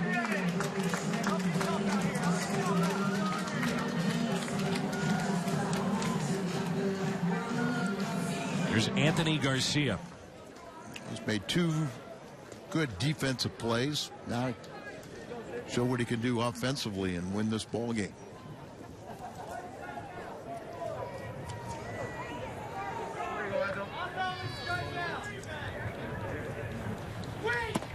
First pitch to Garcia, taken for a strike. Bases loaded. 2 outs in a 2-1 game.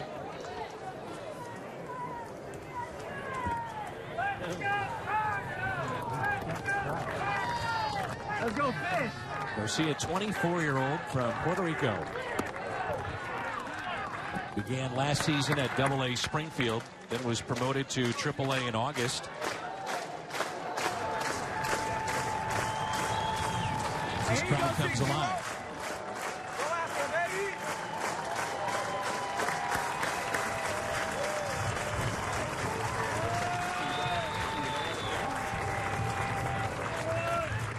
The 1-1. 2 balls and 1 strike. Garcia, an 18th round pick back in 2009.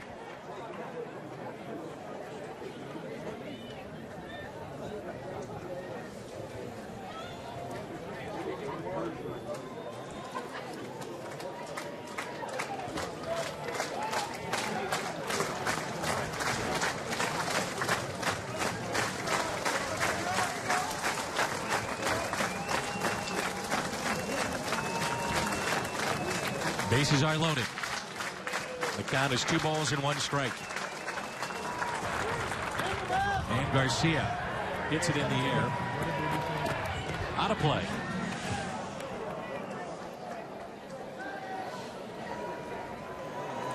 He evens it up at 2-2. Garcia is the catcher in the organization.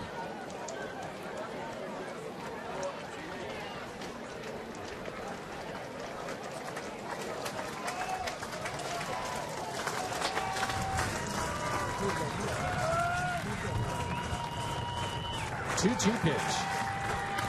Pulled foul. That's the first time we've seen that netting coming into play.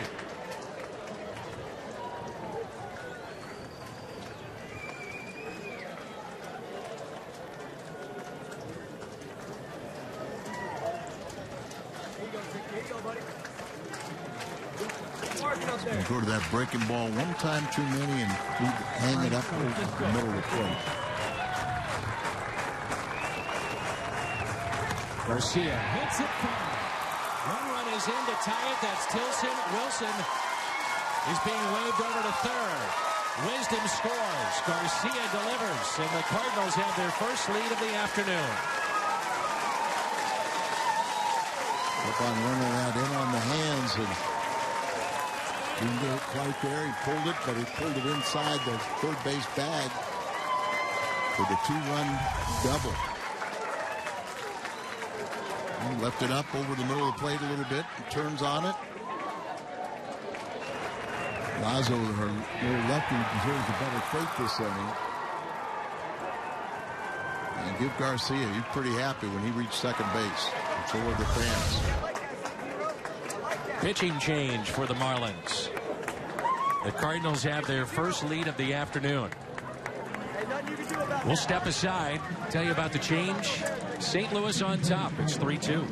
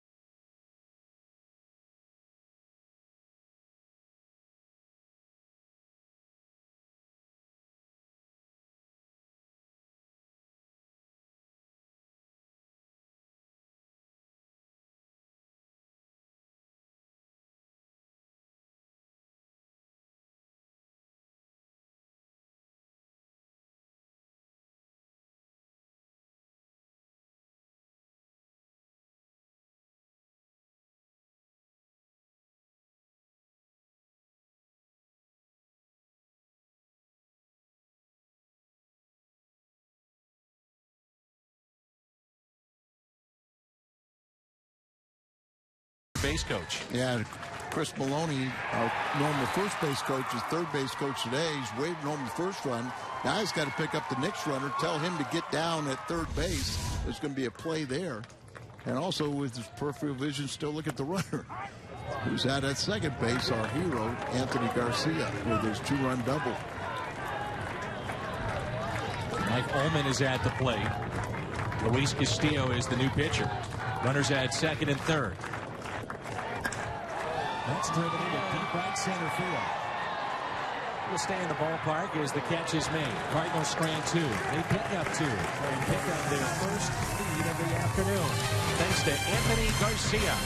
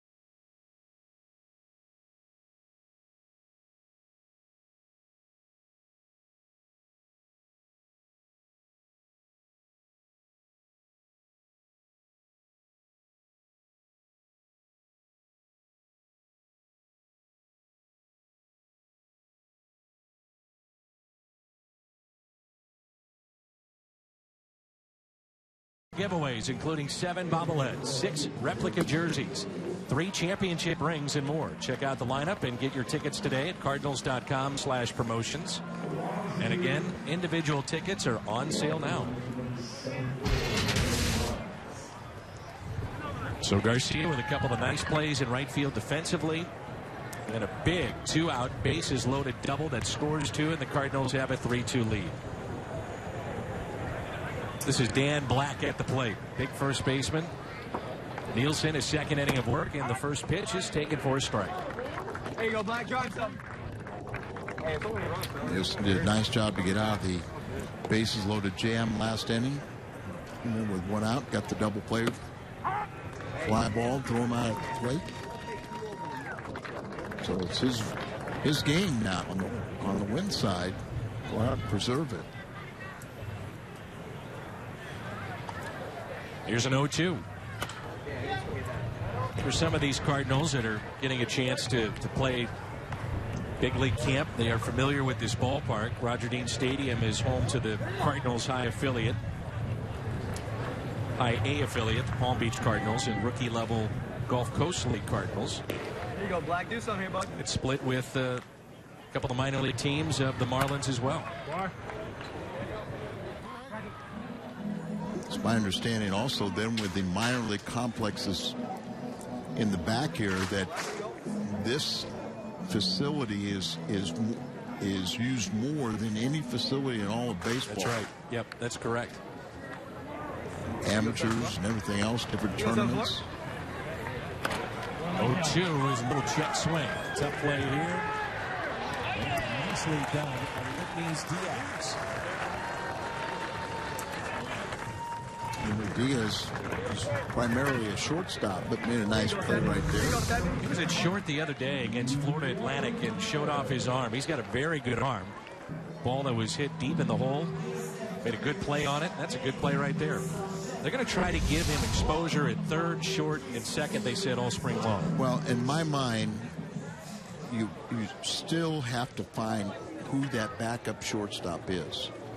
You know, I know Turco primarily was a second baseman that we saw in San Diego. He was signed as a college shortstop, but can he play the position well enough to where Mike Matheny trusts him? And that's what you could put people out there, but having Mike's trust, giving Peralta the time off that he needs as he gets a little older.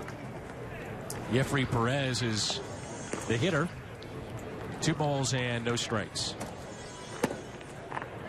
Jerko, by the way, played 28 games at shortstop last year for San Diego.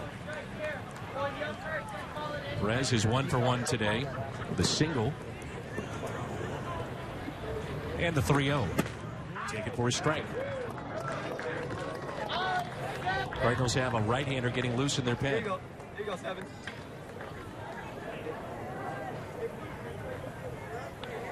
3-1. Taken low.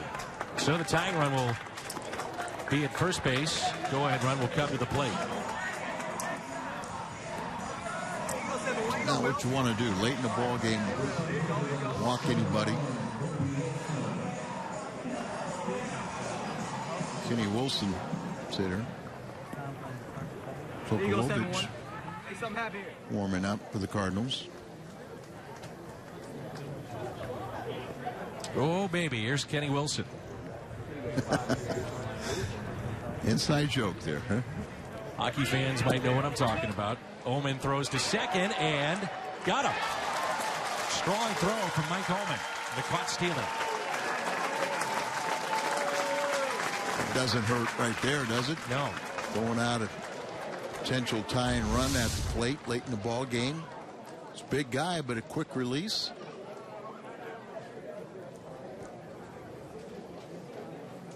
Dean Hanna like that.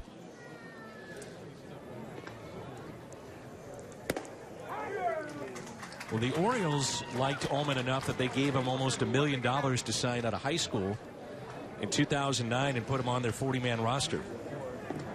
He then was designated for assignment. The Cardinals acquired him for cash, and he became the everyday catcher at AA Springfield. There you go, 7-1. another problem? I know. Last couple innings.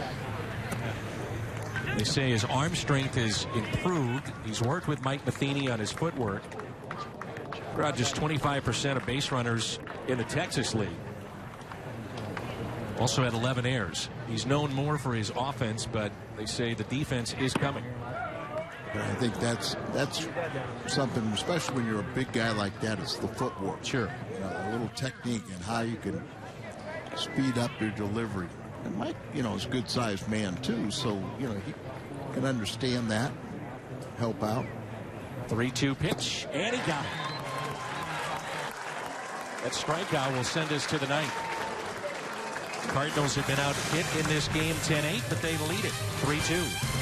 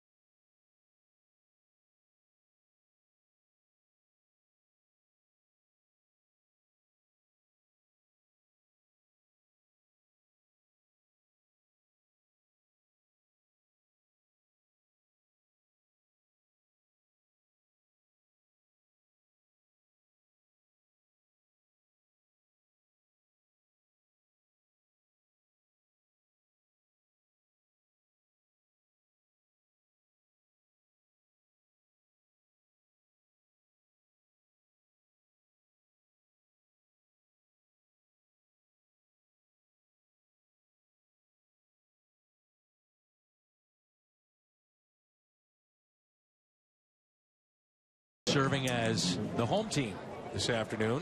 Cardinals the visitors, and Scott McHugh appeared in 6 games last year. Takes over for the 9th inning. Here's David Washington. Here we go.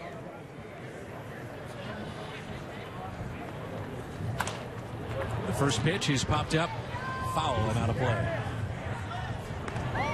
This is one of the great things for us coming down here in spring training, a chance to see these young players that we hear about all summer. We're with the big club. We don't have a chance to see them, so some of the names that we've heard. I wish we would have saw a little bit of Or the big league guys? before the game starts. Washington is a 25-year-old that was selected in the 15th round back in 2009. A slam dunk contest. When he was in high school, remember he's from San Diego, so plays pretty good hoops there. Big guy, 6'5", 240 pounds. Hits it the other way. That ball is slicing, and the catch is made.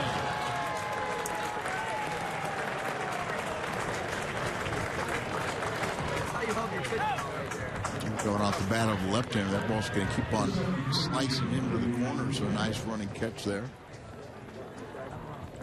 I would think that we're going to see a lot of Aledmys Diaz this spring as the Cardinals get a longer look at what they have and the type of player he can be.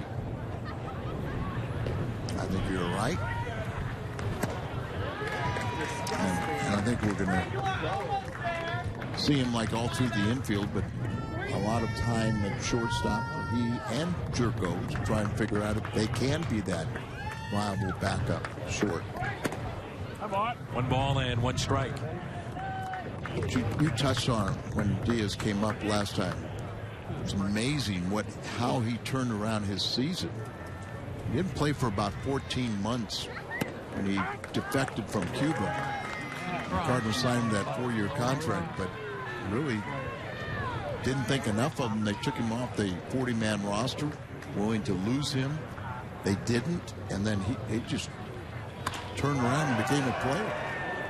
Flies out to left. Really a calculated chance that John Mozeliak took, because you expose that player, could be picked up by anybody.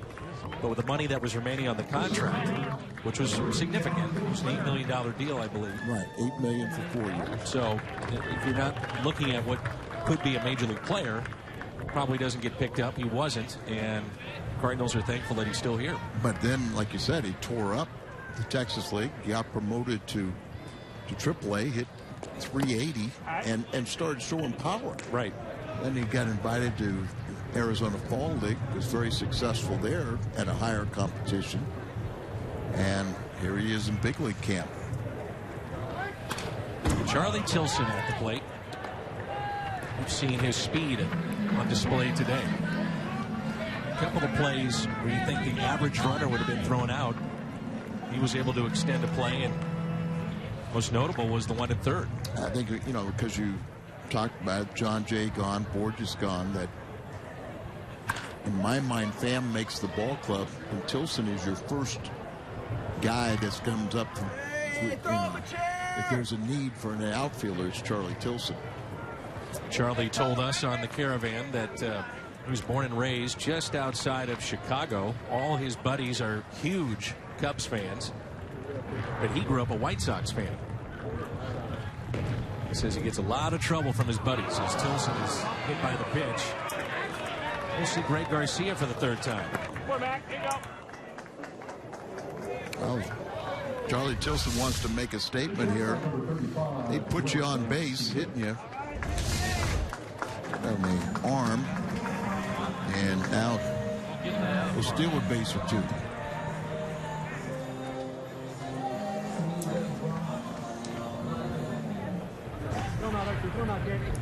There's Greg Garcia 0 for 2 today.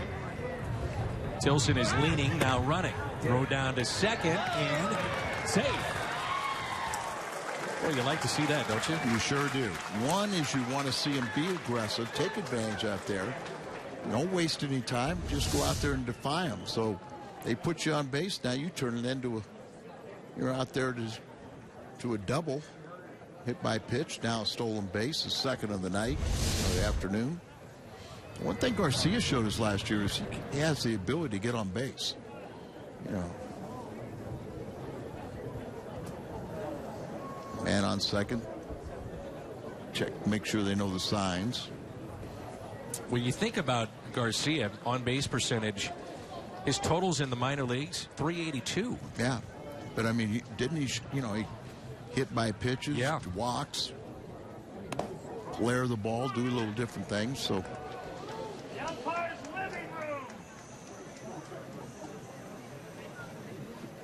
he was with the big club 3 different times last year. And even though he was up and down, he still led the club in pinch hits. Yeah. He had 9, and that was 13th best in the National League. He chops this one towards second base. The speed of Charlie Tilson has been on display today. Miguel Sokolovic coming on when we come back.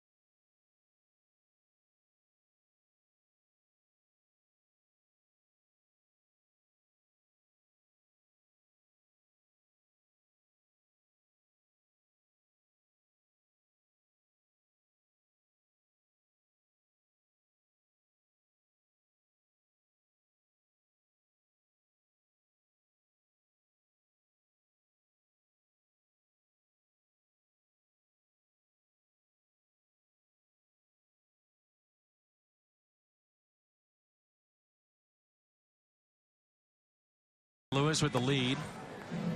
Miguel Sokolovich takes over, the right-hander that we saw pitch out of the bullpen for the Cardinals. Let's get a look at Anthony Garcia, who's had a big day, and now Sokolovich will finish up his warm-up tosses. Did a nice job out of the pen last year with the Cardinals. Remember his first couple of appearances, he got wins in those ball games, and like you said, just took the ball every time and threw strikes. Did a nice job for the club, and he's going to be battling for a position this year. It's going to be a lot of competition for those final couple spots in the bullpen. 28 appearances last year and a 1.82 ERA. What we saw was a tremendous changeup that he possesses. Yeah, this ball almost disappears. It's got the arm action, looks like the ball's going to explode on you. It's a fastball, and then the ball just runs out of gas and drops. Fastball isn't, high octane, but he spots it well. ERA last year was the lowest of his career as he was back in the big leagues for the first time since 2012. The Cardinals, his 6th organization he's pitched for. Red Sox, White Sox, Orioles, Cubs, Mets, and now Cardinals. Fouled back by J.T. Reynolds, 3rd plate appearance of the afternoon. Cardinals with a 3-2 lead.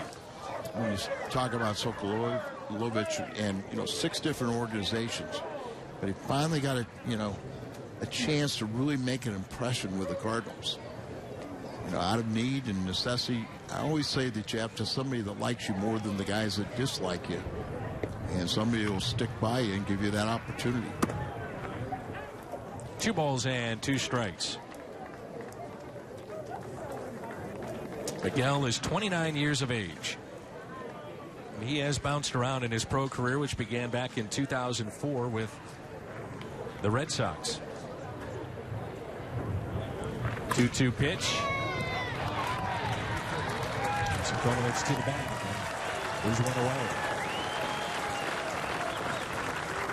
Reminder that we're with you tomorrow at noon. Our next Cardinals telecast, the Nationals and Dusty Baker will be here in Jupiter. Take on the Cardinals, and we'll come your way at noon.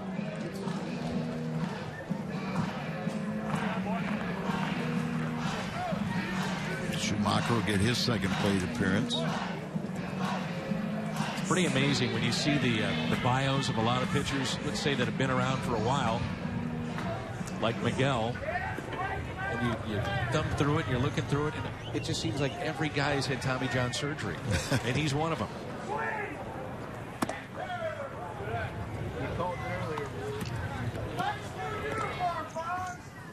There's an interesting, a lot of talk, a lot of studies going on where a lot of these kids are having Tommy John surgery as a teenager, and parents are happy about it, thinking, oh, we're getting it out of the way. Well, Tommy John and a lot of doctors are saying, no, that's not the way to go.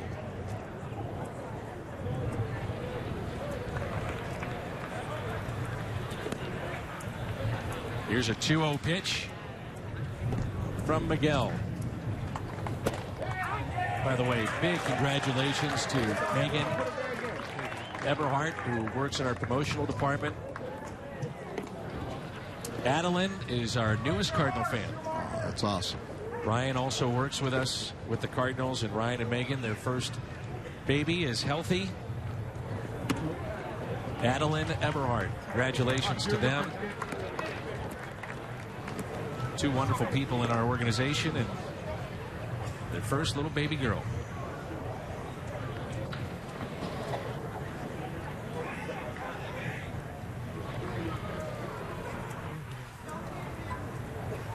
Here's a 3-1 pitch.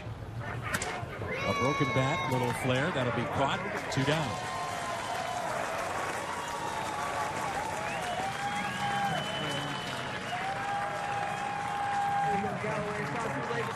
And so the Marlins are down to their final out. Isaac Galloway will be the hitter.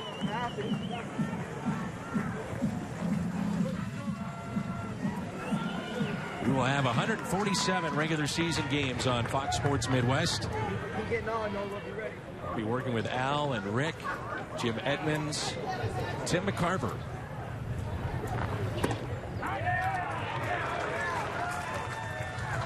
Good luck to you. 4 crazy analysts. Good luck.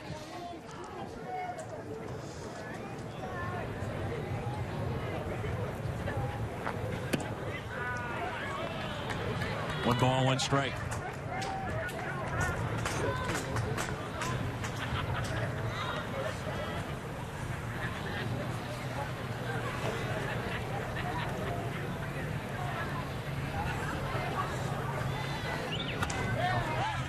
Changeup on him out in front. Holman, does he have a play? No. 1 ball and 2 strikes.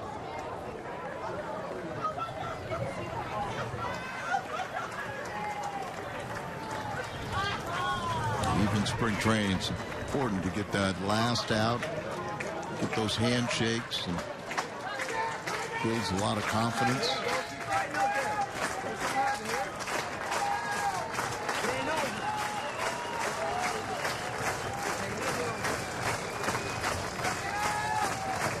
Here's a 1-2. This game is over. The Cardinals defeat the Miami Marlins. The final of 3-2.